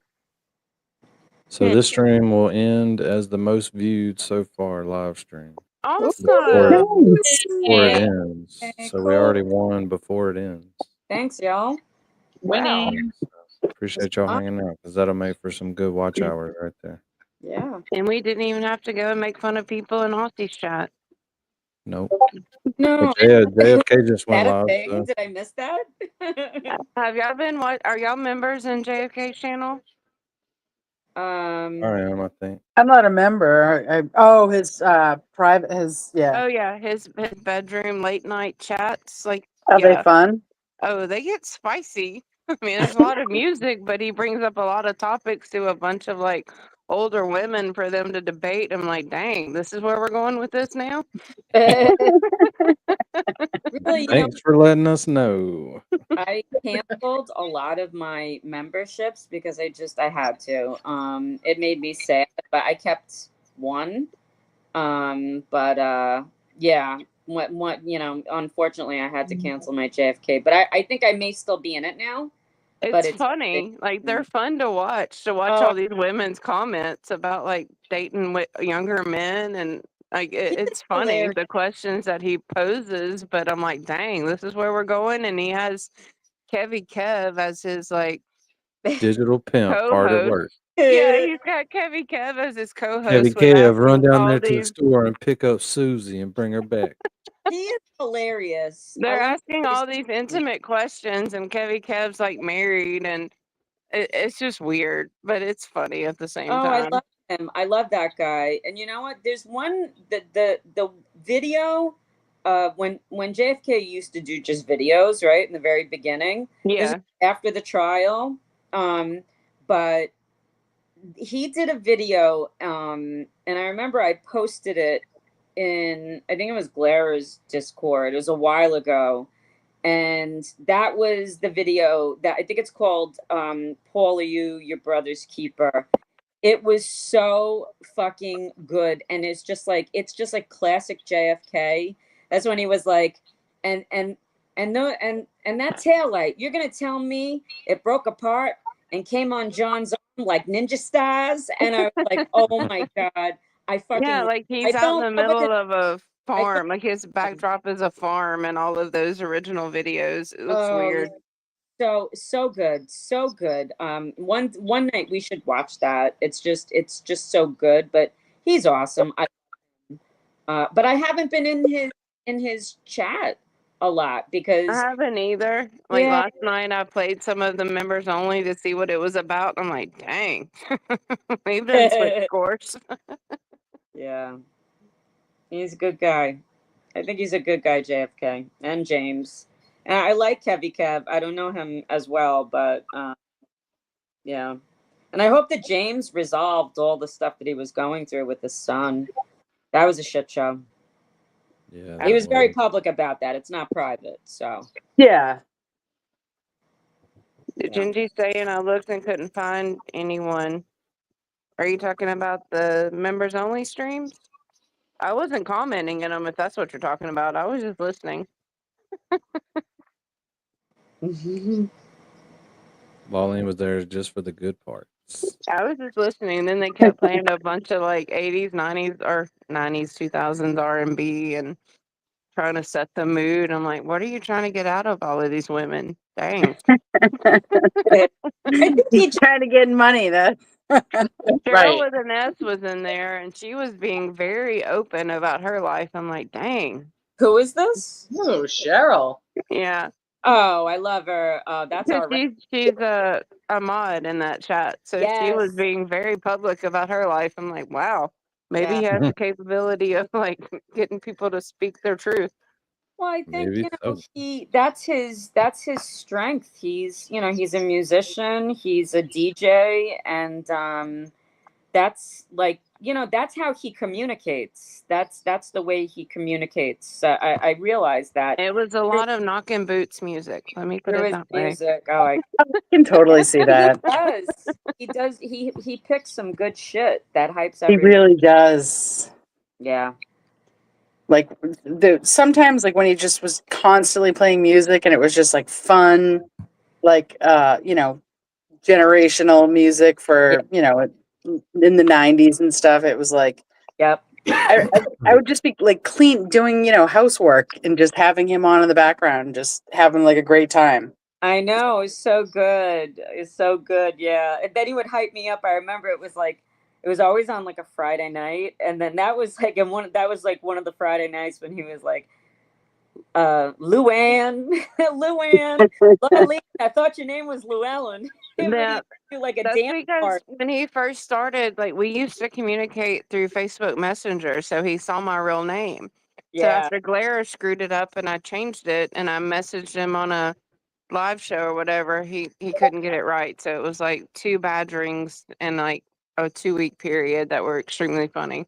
Yeah, I remember he used to do that like on a Friday night when I was like getting ready for work the next. I'd have to wake up at like, Yeah, like his mashups were really good. Like I It was loved so a lot of good, his and I was mashups. Yeah, the glare messed up your name, but Petty and myself gave you the name that you have now.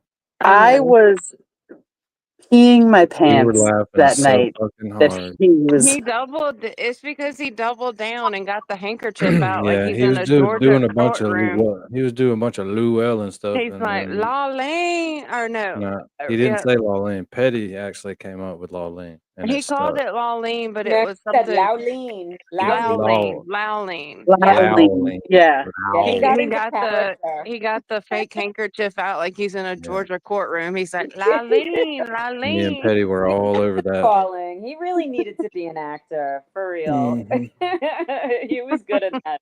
He does. He assumes characters, and he does really good accents. Like surprisingly good, especially his British accents and some of his Southern accents are very Like, Well, it the is whole joke amazing. that night was he like prides himself on Polish names with like 1,000, vowels in them.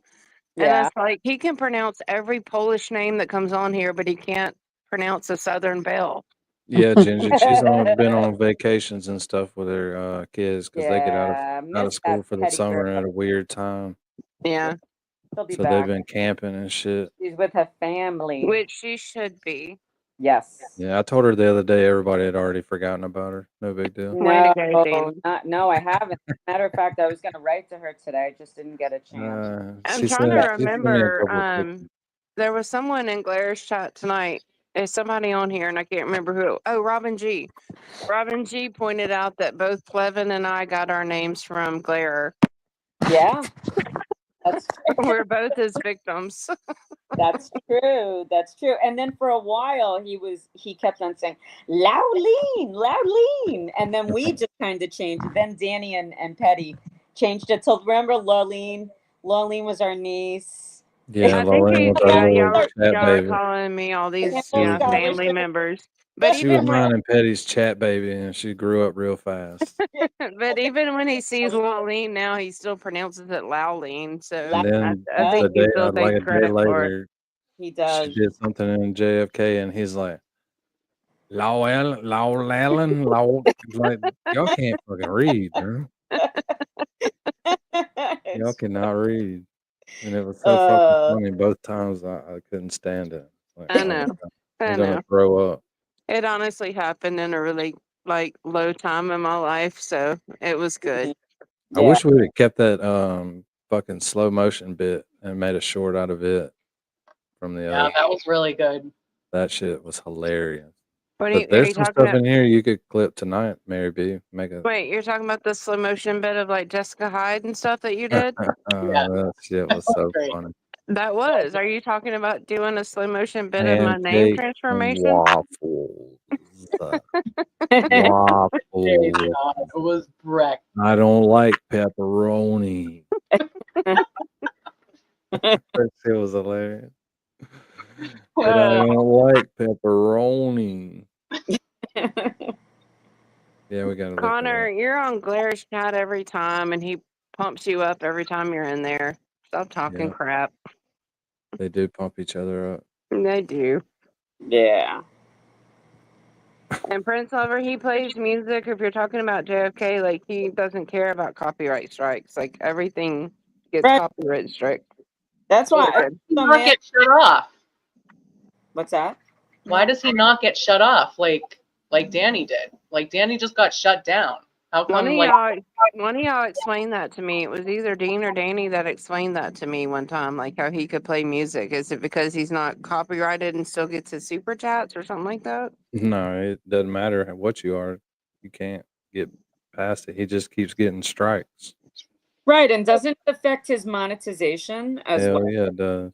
So I mean, that's what makes me so angry when people and I don't mean anybody here, anybody even in particular, but there have been a lot of accusations against JFK that he's just doing it for this or that, whatever, and he's like, he genuinely loves hyping people up, and that's what he's good at. And he's like, I take the hit.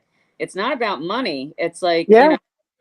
and he Well, you're doesn't. not going to get any views or anything like that off of that stream. I don't So know he about doesn't the get super the chat. views, but does he get the super chat still? I don't see from those why he streams? would. I don't see why he would because Just loves the music and he wants to make people happy. And you So can how does he make money off any of it still then? Because I thought he still got something out of it. He probably does still get some of it. I don't know. I You'd hope have so. to ask him. I got one more video we're gonna watch Okay. before we go home. Cool. Then you have to We're go eat. already home, Danny. You gotta go We're home. This is for Connor and the glare. Build strength. You will get ripped. With the most dynamic fitness tool on the planet. The world's first flexing dumbbell is here. By spinning the weights at each end, you can create unlimited torque, unlimited tension that will make your muscles cry.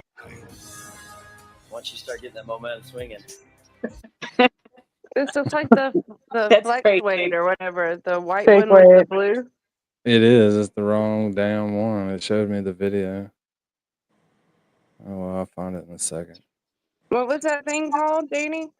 The one that was white, like wasn't it flex weight or something that you would just like pound back and forth in the infomercials? No. Wasn't it shake weight? Shake No. weight. That's it. I know. Yeah. I know what it's. Come on.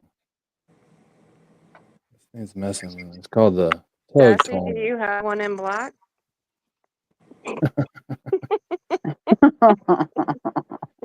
That's cold.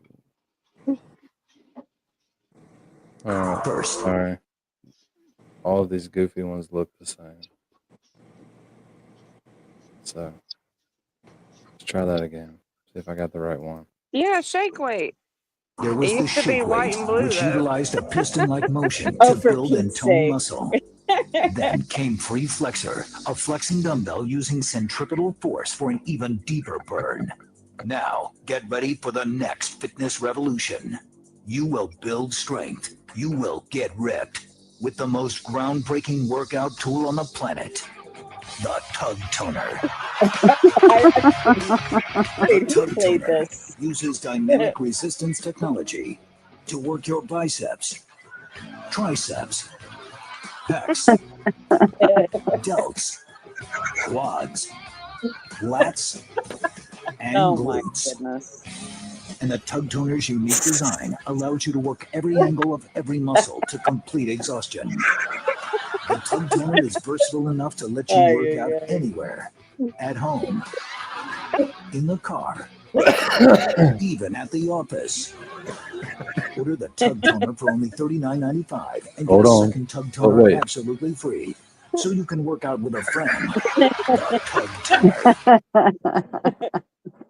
I'm about to say, if it worked that well, Dean would be one of these like actors by now. Oh god.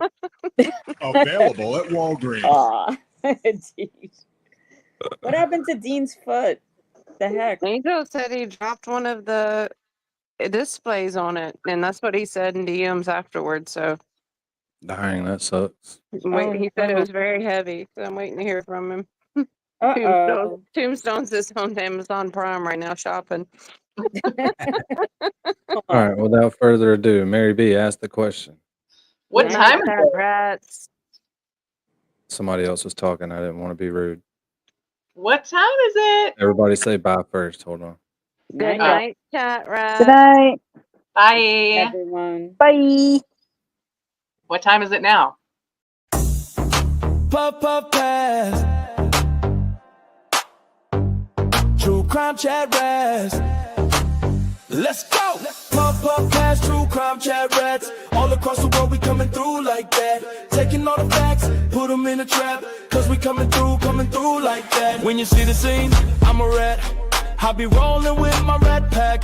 With my rats chatting about the crimes, the players and the evidence. Where it all went bad. Taking all the facts, and we bring them to the chat rats.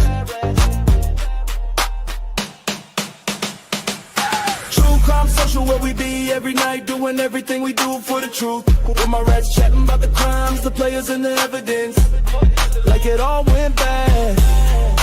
Taking all the facts, and we bring them to the chat rats.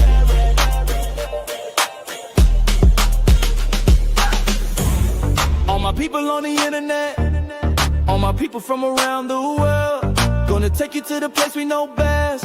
Cause we're coming through like that. Puff, puff, pass, true crime chat rats. All across the world we coming through like that. Taking all the facts, put them in a trap. Cause we coming through like that. When you see the scene, I'm a rat. I be rolling with my rap pack. With my raps chatting about the crimes, the players and the evidence. Where it all went bad. Taking all the facts, and we bring them to the chat rats. Puff, puff, pass, true crime chat rats. All across the world we coming through like that. Taking all the facts, put them in a trap.